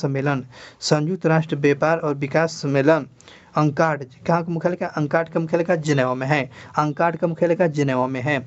विश्व वन्य जीव संरक्षण कोष WWF का मुख्यालय कहाँ है, ग्लैंड्स आपको स्विट्जरलैंड में है। WWF का कहाँ, ग्लैंड्स स्विट्जरलैंड में है। आगे जो क्वेश्चन पूछा गया है, IOC अंतर्राष्ट्रीय ओलंपिक संगठन कमेटी, अंतर्राष्ट्रीय ओलंपिक कमेटी का मुख्यालय का लुसाने। ओलंपिक्स कमेटी का मुख्यालय का लुसाने। यूरोपीय कॉमन्स मार्केट का मुख्यालय का जिनेवा। यूरोपीय कॉमन्स मार्केट का मुख्यालय का जिनेवा। यूरोपीय कॉमन्स का मार्केट का, तो कॉमन्स का मार्केट का जिनेवा। चोगम का राष्ट्रमंडलीय अध्यक्षता सम्मेलन कहाँ है, ट्रांसबर्ग में है। चोगम का मुख्यालय कहाँ है, तो ट्रांसबर्ग में। चोगम का मुख्यालय कहाँ है, ट्रांसबर्ग में है, ट्रांसबर्ग में। पेट्रोलियम उत्पादक देशों का संगठन जिसे ओपेक बोलते हैं। ओपेक का मुख्यालय कहाँ है, तो ऑस्ट्रेलिया के वियना में है। ओपेक का मुख्यालय कहाँ है, ऑस्ट्रेलिया के वियना में। आर्थिक सहयोग और विकास संगठन क्या कहाँ है, संगठन का पेरिस में है। आर्थिक सहायता और विकास संगठन का कहाँ होगा, पेरिस में है। यूरोपीय मुक्त व्यापार का मुख्यालय कहाँ, जिनेवा में है। राष्ट्रमंडल कॉमनवेल्थ का मुख्यालय कहाँ, लंदन में है। राष्ट्रमंडल का मुख्यालय कहाँ है, तो आपको लंदन में है। यूरोपीय आर्थिक समुदाय जिनेवा में है। यूरोपीय आर्थिक समुदाय का मुख्यालय कहाँ, जिनेवा में है। यूरोपीय संसद का मुख्यालय लक्जमबर्ग में है। यूरोपीय संसद का मुख्यालय कहाँ, लक्जमबर्ग में है। यूरोपीय संसद का मुख्यालय कहाँ, लक्जमबर्ग में। यूरोपियन स्पेस रिसर्च ऑर्गेनाइजेशन का मुख्यालय कहाँ, पेरिस में। बहुत ही इंपॉर्टेंट है। यूरोपीय स्पेस रिसर्च ऑर्गेनाइजेशन का मुख्यालय कहाँ, पेरिस में है। यूरोपियन परमाणु ऊर्जा आयोग ब्रुसेल्स में। यूरोपीय परमाणु ऊर्जा आयोग ब्रुसेल्स में। यूरोपीय परमाणु ऊर्जा आयोग का सदस्य ऊर्जा समुदाय का मुख्यालय कहाँ है, तो ब्रुसेल्स में है। एशिया और प्रशांत क्षेत्रों के आर्थिक और सामाजिक क्षेत्र का मुख्यालय कहाँ है, तो बैंकॉक में है। एशिया प्रशांत क्षेत्रों के आर्थिक सामाजिक आयोग के मुख्यालय कहाँ है, तो बैंकॉक में है, बैंकॉक में। यूनिसेफ का मुख्यालय कहाँ है, बहुत इंपॉर्टेंट, तो यूनिसेफ का मुख्यालय न्यूयॉर्क में है। यूनिसेफ का मुख्यालय कहाँ है, न्यूयॉर्क में। यूनिसेफ का मुख्यालय न्यूयॉर्क में। अब इस संगठन का मुख्यालय, एक बार इस वीडियो को पीछे बैक करके फ्लैशबैक में एक बार देख ले, नहीं तो वीडियो को स्पॉज करके देख ले, क्योंकि ये एग्जाम पॉइंट व्यू से बहुत ही इंपॉर्टेंट ये संगठन है और ये पूछा ही जाता है, आप भली बात ही जानते हैं। अब देखेंगे, अब जो है संयुक्त राष्ट्र के द्वारा जो अंतर्राष्ट्रीय वर्ष जो घोषित किया गया है उस पर चर्चा करेंगे। तो देखो, अंतर्राष्ट्रीय मृदा वर्ष जो है, मृदा वर्ष जो कब घोषित किया गया था, 2015 में। 2015 में मृदा वर्ष कब घोषित किया गया था, 2015 में। और अंतर्राष्ट्रीय प्रकाश और प्रकाशीय वर्ष कब घोषित किया, प्रकाशीय वर्ष कब घोषित किया गया था, तो ध्यान रखना, तो 15 में प्रकाशीय वर्ष किया गया था, तो है ना। मिट्टी और प्रकाश मतलब कि मृदा और प्रकाश 2015 में, याद रखेंगे। अब दलहन वर्ष कब किया था, दलहन वर्ष 2016 में। दलहन 16 याद कीजिए। दलहन वर्ष 16 में पर्यटन मतलब सतत विकास पर्यटन पर, तो पर्यटन वर्ष कब घोषित किया गया था, 2017 में। पर्यटन 17 याद हुआ। पर्यटन पूछेगा तो 17 बता दीजिएगा, दलहन पूछेगा तो 16 बता दीजिएगा ना। प्रकाश और मिट्टी मृदा पूछेगा तो 2015 बता दीजिएगा।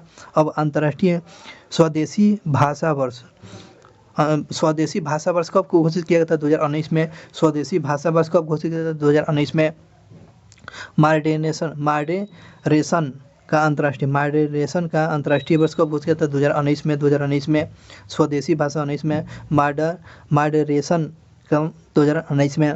रासायनिक तत्वों की आवास सारणी का वर्ष कब घोषित किया? बहुत इंपॉर्टेंट, ये क्वेश्चन पूछा गया था एग्जाम में, एसएससी में क्वेश्चन पूछा गया। ये तो सब तो एग्जाम में पूछता ही है, लेकिन कोई भी स्किप नहीं करना है। तो पीरियोडिक टेबल का अंतर्राष्ट्रीय वर्ष कब घोषित किया गया, जिसे आवर्त सारणी बोलते हैं? पीरियोडिक टेबल का अंतर्राष्ट्रीय वर्ष कब घोषित किया था? 2019 में, याद रखिएगा। 19 में 3 गो हो गया, स्वदेशी भाषा वर्ष हो गया, और मॉडरेशन और पीरियोडिक टेबल वर्ष 2019 में घोषित किया गया था। इस चीज़ को हमेशा ध्यान रखेंगे। अब देखो, पादप स्वास्थ्य अंतर्राष्ट्रीय वर्ष, पादप स्वास्थ्य के कब घोषित किया गया था? 2020 में किया गया था। पादप स्वास्थ्य पर कब घोषित किया गया था वर्ष? तो आपको 2020 में किया गया था। नर्स और दाई का अंतर्राष्ट्रीय वर्ष, नर्स और दाई का कब घोषित किया गया वर्ष? तो नर्स और दाई का अंतर्राष्ट्रीय वर्ष कब घोषित किया गया था? 2020 में। नर्स और दाई का अंतर्राष्ट्रीय वर्ष घोषित किया गया 2020 में किया गया। सतत विकास के लिए संरचनात्मक अर्थव्यवस्था का अंतर्राष्ट्रीय वर्ष घोषित किया गया था 2021 में। सतत विकास पूछेगा तो बता दीजिएगा ना, सतत विकास 21 में। और उसी के साथ फलों और सब्जियों का वर्ष है ना, फलों और सब्जियों का वर्ष घोषित किया गया था 2021 में। तो 2021 में क्या होगा? सतत विकास और संरचनात्मक अर्थव्यवस्था के लिए 2021 में, फलों के लिए, सब्जियों के लिए आपको वर्ष घोषित किया 2021 के लिए।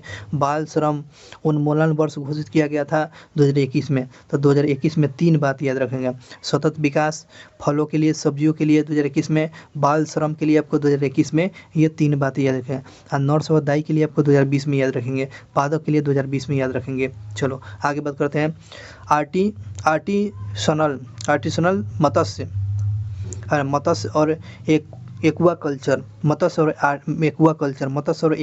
वर्ष घोषित किया गया 2022 में। मत्स्य और एक्वाकल्चर वर्ष कब घोषित किया गया था? 2022 में। मत्स्य और एक्वाकल्चर वर्ष घोषित किया गया था 2022 में। अंतर्राष्ट्रीय बाजरा वर्ष, जो बहुत इंपॉर्टेंट, जिसे मोटे अनाज को श्री अन्न के नाम से भी जानते हैं, भारत ने सिफारिश किया था, जिसे मिलेट वर्ष के रूप में मनाया गया। मिलेट वर्ष में देखो ये हो जाएगा, मिलेट वर्ष जो है आपको 24 में सिफारिश किया था क्या? 2023 में। अब वर्ष मनाया क्या जाएगा? 2024 में। ये ध्यान रखिएगा, ये VPI क्वेश्चन है, बहुत इंपॉर्टेंट। चलिए ये बातें एक बार देख ली, एक बार अपने नज़र से। चलो आगे बात करते हैं। संयुक्त राष्ट्र के द्वारा अंतर्राष्ट्रीय दशक पर बातें करते हैं। अंतर्राष्ट्रीय दशक पर क्या होगा? अंतर्राष्ट्रीय दशक जो है आपको 10 साल होगा। तो ये जो हो गया 2014 से लेकर 2023 तक सभी के लिए वहित सस्टेनेबल ऊर्जा का संयुक्त दशक में, सस्टेनेबल ऊर्जा का दशक घोषित किया गया था। कब? तो आपको 2014 से 2023 तक 2015 से लेकर 2024 तक अफ्रीकन आदिवासियों के लिए दशक घोषित किया गया था। अफ्रीकन आदिवासियों के लिए वर्ष कब दशक वर्ष घोषित किया गया था? 2015 से 2024 तक अफ्रीकी वासियों के लिए अंतर्राष्ट्रीय दशक घोषित किया गया था। और 2016 से 2025 जो है ये दशक वर्ष घोषित किया गया था। पोषण करवाही संयुक्त राष्ट्र दिवस, पोषण करवाही ये संयुक्त राष्ट्र दिवस आपको 2016 से 25 तक 2016 से 25 तक पोषण मतलब 2016 से 25 तक पोषण वर्ष घोषित किया गया था। वर्ष ये दशक 2018 से 27 तक गरीबी उन्मूलन के लिए तीसरा संयुक्त राष्ट्र घोषित किया गया था। गरीबी उन्मूलन के लिए तृतीय संयुक्त राष्ट्र दशक घोषित किया गया 2018 से 2027 से। गरीबी वाला पूछेगा तो क्या? तो आपको 18 से 27 याद रखेंगे, 18 से 27। पोषण पूछेगा तो 26 से 25, पोषण 2016 से 25 पोषण हो गया। 2018 से 27 हो गया गरीबी। 2018 से 28 हो जाएगा। 2018 से हो जाएगा क्या? सतत विकास हेतु पानी जो है दशक वर्ष घोषित किया गया। कब? 2018 से 28 तक पानी हेतु वर्ष घोषित किया, दशक घोषित किया गया था। चलिए आगे बात करते हैं। 2019 से लेकर 28 तक 2019 से लेकर 28 तक पारिवारिक खेती संयुक्त राष्ट्र के दशक और नेल्सन मंडेला दशक घोषित किया गया था। नेल्सन मंडेला, तो 2019 से लेकर आपको 28 तक नेल्सन मंडेला दशक घोषित किया गया और पारिवारिक खेती के लिए आपको दशक घोषित किया गया। 2021 से 30 तक सतत विकास के लिए महासागर विज्ञान अंतर्राष्ट्रीय दशक और पारिस्थितिकी तंत्र बहाली के लिए संयुक्त का फैसला सुनाया गया था। 2021 से लेकर 2030 तक सतत विकास के लिए आपको महासागर अंतर्राष्ट्रीय न्यायालय दशक और पारिस्थितिकी तंत्र बहाली तंत्र को फैसला सुनाया गया था। और लास्ट जो है 2022 से लेकर 2032 तक स्वदेशी भाषा का दशक घोषित किया गया। तो क्वेश्चन पूछेगा स्वदेशी भाषा का अंतर्राष्ट्रीय दशक घोषित किया गया था कब, तो आपको ध्यान रखेंगे 2022 से 32 तक। चलिए इसी को एक बार आप देख लीजिए। चलिए वीडियो को पीछे करके देख सकते हैं। इसी को याद करना है तो करना है, जब वीडियो पर आए हुए हैं तो छोड़ना नहीं है, आज नहीं तो कल पढ़ना ही है। आप नई वीडियो देखेंगे तो दूसरा कोई देखेगा ही। चलिए आगे बात करते हैं, महत्वपूर्ण दिवस और अंतर्राष्ट्रीय दिवस पर चर्चा करते हैं। महत्वपूर्ण दिवस पर ब्रेल लिपि दिवस आपको 4 जनवरी को मनाया जाता है। प्रवासी दिवस आपको 9 जनवरी को विश्व हिंदी दिवस आपको 10 जनवरी को राष्ट्रीय युवा दिवस स्वामी विवेकानंद के जन्म दिवस पर आपको 12 जनवरी को मनाया जाता है। राष्ट्रीय युवा दिवस को मनाया जाता है तो 12 जनवरी को। राष्ट्रीय युवा दिवस पूछेगा तो 12 जनवरी को बता दीजिएगा। थल सेना दिवस पूछता है तो आपको 15 जनवरी को थल सेना दिवस आपको 15 जनवरी को। पराक्रम दिवस सुभाष चंद्र बोस की जयंती आपको 23 जनवरी को मनाया जाता है। राष्ट्रीय बालिका दिवस आपको 24 जनवरी को मनाया जाता है। भारत पर्यटन दिवस और राष्ट्रीय मतदान दिवस आपको 25 जनवरी को। मतदान दिवस और पर्यटन दिवस आपको 25 जनवरी को। गणतंत्र दिवस आपको 26 जनवरी को। ठीक है। अंतर्राष्ट्रीय सीमा शुल्क और उत्पादक दिवस आपको 26 जनवरी को। सर्वोदय दिवस आपको 30 जनवरी को। शहीद दिवस पूछता है, शहीद दिवस 30 जनवरी को। और कुष्ठ रोग निवारक दिवस आपको 30 जनवरी को मनाया जाता है। तो ये आपको जनवरी का इम्पोर्टेंट दिवस पर हम लोग देख लिए। चलिए अब फरवरी पर देखते हैं। फरवरी में विश्व कैंसर दिवस को मनाया जाता है तो 4 फरवरी को। विश्व कैंसर दिवस पूछेगा तो क्या बताएंगे, तो 4 फरवरी को विश्व कैंसर दिवस मनाते हैं। अंतर्राष्ट्रीय मातृभाषा दिवस को 21 फरवरी को अंतर्राष्ट्रीय मातृभाषा मनाते हैं। केंद्रीय उत्पादक शुल्क दिवस आपको 24 फरवरी को। राष्ट्रीय विज्ञान दिवस आपको 28 फरवरी को। तो ये आपको फरवरी का कंप्लीट हुआ। चलिए मार्च की बातें करते हैं। मार्च में इंपॉर्टेंट दिवस है विश्व वन्य जीव दिवस को मनाते हैं तो 3 मार्च को विश्व वन्य जीव दिवस को मनाते हैं तो 3 मार्च को विश्व वन्य जीव दिवस मनाते हैं। संयुक्त राष्ट्र सुरक्षा दिवस है ना, प्रौद्योगिकी सुरक्षा दिवस मनाते हैं तो 4 मार्च को मनाते हैं, है ना। जन औषधि दिवस को मनाते हैं तो जन औषधि 7 मार्च को मनाते हैं। जन औषधि दिवस को तो 7 मार्च को। अंतर्राष्ट्रीय महिला दिवस इंपॉर्टेंट क्वेश्चन है तो 8 मार्च को। अंतर्राष्ट्रीय महिला दिवस को 8 मार्च को मनाया जाता है। केंद्रीय औद्योगिकी सुरक्षा बल की स्थापना कब, तो 10 मार्च को आपको केंद्रीय और औद्योगिक CISF को होता है सुरक्षा बल की स्थापना तो 10 मार्च को मनाया जाता है। विश्व उपभोक्ता दिवस को 15 मार्च को। विश्व उपभोक्ता दिवस आपको पूछेगा तो 15 मार्च। आयुध ऑर्डिनेंस दिवस मतलब कि आयुध दिवस मनाते हैं आपको 18 मार्च को। आयुध निर्माण दिवस मनाते हैं आपको 18 मार्च को। विश्व खुशहाली दिवस और गौरैया दिवस बहुत इंपॉर्टेंट। विश्व खुशहाली दिवस और गौरैया दिवस, ऐसे भी गौरैया और खुश रहती हैं तो आपको ध्यान रखिएगा 20 मार्च को मनाया जाता है विश्व खुशहाली दिवस और विश्व गौरैया दिवस आपको 20 मार्च को। बहुत इंपॉर्टेंट क्वेश्चन था। विश्व वानिकी दिवस आपको 21 मार्च को। जल दिवस पूछता रहता है, विश्व जल दिवस पूछता है तो 22 मार्च को। विश्व जल दिवस आपको 22 मार्च को। आपको भगत सिंह सुखदेव और राजगुरु को शहीद दिवस आपको 23 मार्च को। भगत सिंह सुखदेव और राजगुरु को फांसी हुआ था 23 मार्च को। 22 मार्च को जल दिवस, ठीक है ना। आप भगत सिंह और राजगुरु और सुखदेव को फांसी की सजा 23 मार्च को हुआ था, 23 मार्च को। विश्व मौसम विज्ञान दिवस, विश्व मौसम विज्ञान दिवस आपको 23 मार्च को, विश्व मौसम विज्ञान दिवस आपको 23 मार्च को मनाया जाता है।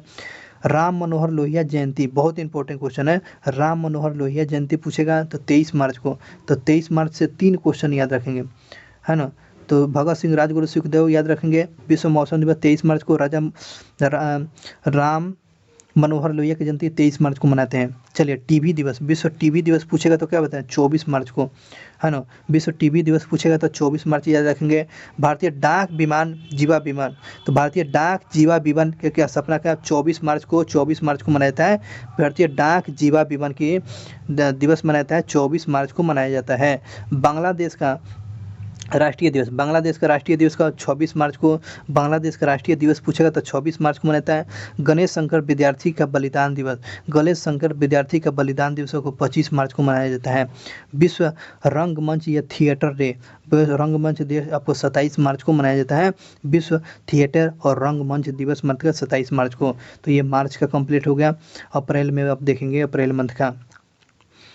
विश्व ऑटिज्म चेतना दिवस, ऑटिज्म चेतना दिवस को मनाते हैं तो 2 अप्रैल को। विश्व ऑटिज्म चेतना दिवस आपका 2 अप्रैल को मनाया जाता है। विश्व स्वास्थ्य दिवस, विश्व स्वास्थ्य दिवस आपको 7 अप्रैल को, बहुत इंपॉर्टेंट है, 7 अप्रैल को आपको विश्व स्वास्थ्य दिवस मनाते हैं। सौर दिवस पूछता है तो सौर दिवस आपको 9 अप्रैल को, सौर दिवस आपको 9 अप्रैल का। अम्बेडकर जयंती मनाया जाता है, बहुत इंपॉर्टेंट, 14 अप्रैल को अम्बेडकर जयंती मनाया जाता है। विश्व वैमानिकी और ब्राह्मणिकी दिवस मनाते हैं आपको 14 अप्रैल को मनाते हैं। विश्व हेमोफीलिया दिवस, विश्व हेमोफीलिया दिवस आपको 17 अप्रैल को, विश्व हेमोफीलिया आपको 17 अप्रैल को।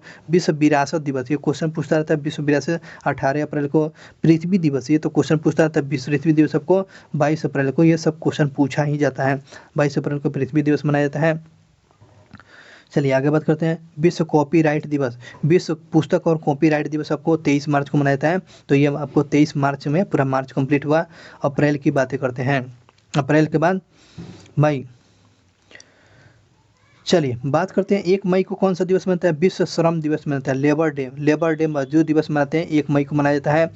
प्रेस दिवस मनाते हैं, प्रेस दिवस आपको 3 मई को, प्रेस दिवस मनाते हैं 3 मई को। विश्व हाथ स्वास्थ्य दिवस मनाते हैं, हाथ की सफाई दिवस को आपको 5 मई को मनाते हैं, हाथ स्वच्छता दिवस आपको 5 मई को। विश्व एथलीट्स दिवस मनाते हैं, विश्व एथलीट दिवस आपको 7 मई को, विश्व एथलीट दिवस आपको 7 मई को। प्रवासी दिवस पूछता है, प्रवासी दिवस आपको 8 मई को, प्रवासी दिवस आपको 8 मई को। रेड क्रॉस दिवस आपको 8 मई को, रेड क्रॉस दिवस आपको 8 मई को। और अंतर्राष्ट्रीय थैलेमीसिया दिवस, अंतर्राष्ट्रीय थैलेमीसिया दिवस आपको 8 मई को, अंतर्राष्ट्रीय थैलेमीसिया दिवस आपको 8 मई को।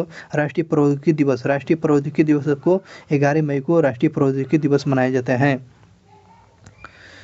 नर्स दिवस पूछता है, नर्स दिवस को मनाते हैं, तो नर्स दिवस को मनाते हैं, नर्स दिवस मनाते हैं आपको, नर्स दिवस आपको 12 मई को। नर्स, विश्व नर्स दिवस पूछेगा तो 12 मई को, विश्व नर्स दिवस पूछेगा तो 12 मई को।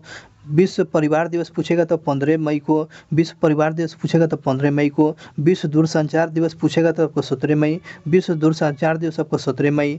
विश्व संग्रहालय दिवस आपको 18 मई, विश्व संग्रहालय दिवस आपको 18 मई। आतंकवाद विरोधी दिवस आपको 21 मई, आतंकवाद विरोधी दिवस आपको 21 मई। जैविक विविधता दिवस, जैविक विविधता दिवस आपको 22 मई को, जैविक विविधता दिवस आपको 22 मई को। इंटरनेशनल माउंट एवरेस्ट दिवस आपको 29 मई को। इंटरनेशनल माउंटेन डे मनाते हैं आपको 29 मई को। विश्व तंबाकू रोधी दिवस आपको 31 मई को। विश्व तंबाकू रोधी दिवस आपको 31 मई को मनाया जाता है। चलिए एक पॉइंट दिया गया है। विश्व हास्य दिवस आपको मनाया जाता है मई के महीने के पहले रवि में, हास्य दिवस लाफिंग डे, विश्व लाफिंग डे मनाया जाता है मई महीना के रविवार को, मई महीना के रविवार को विश्व हास्य डे लाफिंग डे मनाया जाता है मई महीना के रविवार को, इसी को ध्यान रखेंगे। चलिए जून में बात करते हैं। जून महीना को जानते हैं मलेरिया निरोध माह बोलते हैं। मलेरिया को समाप्ति में निरोध मतलब कि खत्म करने के लिए, है ना, मलेरिया निरोध महीना किस महीना को बोलते हैं, तो जून मंथ को बोलते हैं। चलिए पहला जैसे इसमें है अहिंसा से पीड़ित मासूम बच्चों की स्मृति के लिए अंतर्राष्ट्रीय दिवस सबको 4 जून को मनाते हैं। अंतर्राष्ट्रीय में जैसे कि युद्ध में कोई मान कि उसके फादर मर गए या कोई मर गई, ठीक ना, तो ऐसे पीड़ित बच्चों के लिए स्मृति उसके लिए एक सम्मान में मनाते हैं स्मृति में, तो 4 जून को मनाया जाता है। पर्यावरण दिवस सबको 5 जून को मनाते हैं। विश्व पर्यावरण दिवस 5 जून को। रक्तदान दिवस सबको 14 जून को। रक्तदान दिवस सबको 14 जून को। विश्व शरणार्थी दिवस सबको 20 जून को। विश्व शरणार्थी दिवस सबको 20 जून को। अंतर्राष्ट्रीय योग दिवस सबको 21 जून को।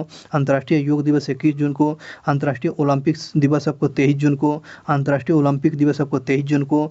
मादक द्रव्यों के सेवन और उसके अवैध व्यापार के विरोध जो है अंतर्राष्ट्रीय दिवस सबको 26 जून को। मादक पदार्थों के सेवन और उसके अवैध व्यापार को रोकने के लिए दिवस मनाते हैं, आपको 26 जून को मनाया जाता है। राष्ट्रीय सांख्यिकी दिवस जो है प्रशांत चंद्र महालनोबिस का जन्म दिवस पर आपको राष्ट्रीय सांख्यिकी दिवस मनाते हैं, आपको 29 जून को। 29 जून को आपको राष्ट्रीय सांख्यिकी डे मनाते हैं। 29 जून को सांख्यिकी दिवस मनाते हैं। जुलाई में बात करते हैं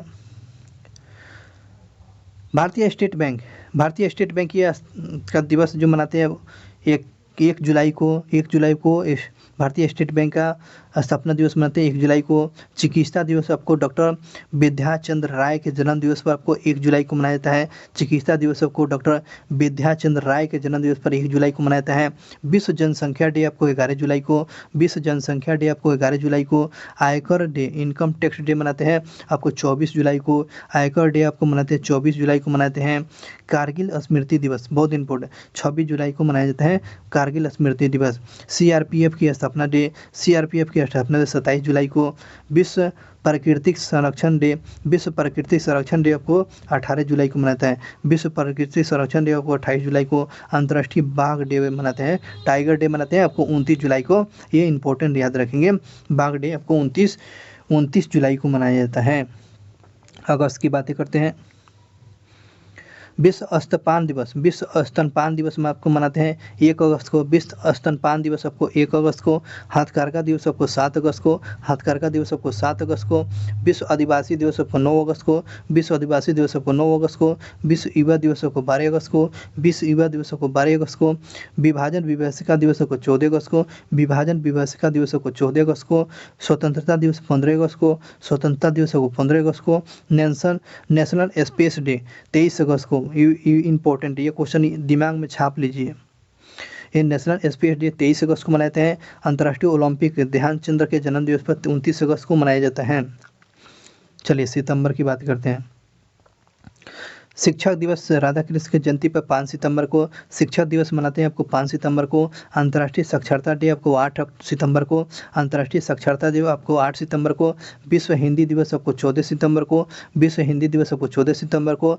विश्व बंधुता और क्षमता याचना दिवस आपको 14 सितंबर को मनाते हैं। अभियंता इसको बोलते हैं इंजीनियर, ये आपको हिंदी में अभियंता, इंग्लिश में इंजीनियर डे मनाते हैं आपको 15 नवंबर को। अभियंता डे मनाते हैं 15 नवंबर को। संचयिका डे मनाते हैं आपको 15 नवंबर को। संचयिका डे आपको 15 नवंबर को। अंतर्राष्ट्रीय ओजोन परत डे मान के देख रहे हैं ना, आपको 16 नवंबर को ओजोन परत डे मनाते हैं। Important question. सीआरपीएफ की स्थापना डे आपको 20 नवंबर को। सीआरपीएफ की स्थापना 20 सितंबर को। 16 सितंबर को ओजोन परत, 20 सितंबर को आपको सीआरपीएफ की स्थापना। चलिए आगे बात करते हैं गुरु। विश्व शांति दिवस मनाते हैं आपको 21 सितंबर को। विश्व शांति दिवस आपको 21 सितंबर को। विश्व पर्यटन दिवस आपको 27 सितंबर को। विश्व पर्यटन दिवस आपको 27 सितंबर को। अब बात करते हैं अक्टूबर के। अक्टूबर मंथ में इंपॉर्टेंट क्वेश्चन है अंतर्राष्ट्रीय वृद्धजन वृद्धजन दिवस मनाते हैं आपको 1 अक्टूबर को, अंतर्राष्ट्रीय वृद्धजन दिवस आपको 1 अक्टूबर को मनाते हैं। लाल बहादुर शास्त्री डे आपको 2 अक्टूबर को, लाल बहादुर शास्त्री डे आपको 2 अक्टूबर को। अंतर्राष्ट्रीय अहिंसा दिवस मनाते हैं 2 अक्टूबर को, अंतर्राष्ट्रीय अहिंसा डे को मनाते हैं 2 अक्टूबर को। विश्व प्राकृतिक दिवस मनाते हैं 3 अक्टूबर को, विश्व प्राकृतिक दिवस आपको 3 अक्टूबर को। विश्व पशु कल्याण दिवस आपको 4 अक्टूबर को, विश्व पशु कल्याण दिवस आपको 4 अक्टूबर को। विश्व परिवेश दिवस आपको 5 अक्टूबर को, विश्व परिवेश दिवस आपको 5 अक्टूबर को। विश्व शिक्षा दिवस 5 अक्टूबर को, विश्व शिक्षा दिवस आपको 5 अक्टूबर को। वायुसेना दिवस आपको 8 अक्टूबर को, वायुसेना दिवस आपको 8 अक्टूबर को, वायुसेना दिवस आपको 8 अक्टूबर को मनाया जाता है।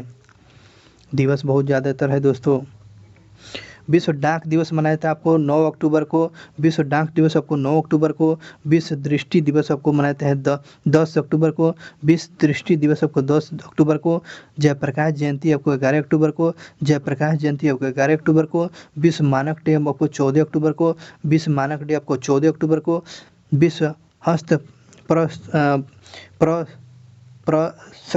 प्रसंरक्षण डे आपको 15 अक्टूबर को।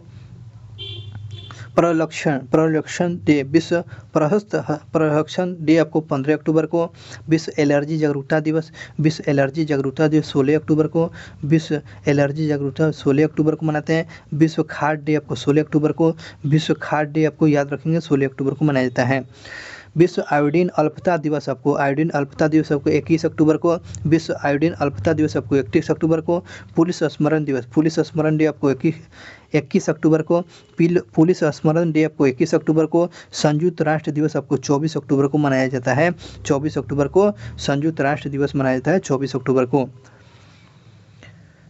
और विश्व मैत्रेयी दिवस, विश्व मैत्रेयी दिवस फ्रेंडशिप डे आपको 30 अक्टूबर को, मैत्रेयिता दिवस आपको 30 अक्टूबर को मनाया जाता है। इंदिरा गांधी की पूर्ण जयंती और वल्लभ भाई पटेल की जयंती आपको ध्यान रखेंगे, ये 31 अक्टूबर को मनाया जाता है। तो 31 अक्टूबर पूरा खत्म हुआ।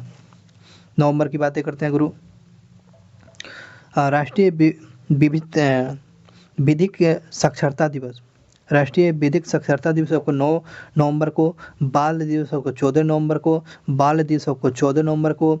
विश्व मधुमेह डे आपको 14 नवंबर को, विश्व मधुमेह डे 14 नवंबर को। सहनशीलता के लिए अंतर्राष्ट्रीय दिवस, सहनशीलता के लिए अंतर्राष्ट्रीय दिवस आपको 16 नवंबर को। विश्व विद्यार्थी दिवस 17 नवंबर को, विश्व विद्यार्थी दिवस 17 नवंबर को, ध्यान रखेंगे विद्यार्थी। अंतर्राष्ट्रीय पत्रकारिता दिवस आपको 17 नवंबर को, अंतर्राष्ट्रीय पत्रकारिता दिवस 17 नवंबर को। विश्व वयस्क दिवस आपको 18 नवंबर को, विश्व वयस्क दिवस आपको 18 नवंबर को मनाया जाता है। विश्व नागरिक दिवस आपको 19 नवंबर को मनाया जाता है, विश्व नागरिक दिवस आपको 19 नवंबर को मनाया जाता है। विश्व शौचालय दिवस आपको 19 नवंबर को। विश्व शौचालय डे मनाते हैं आपको 19 नवंबर को मनाते हैं।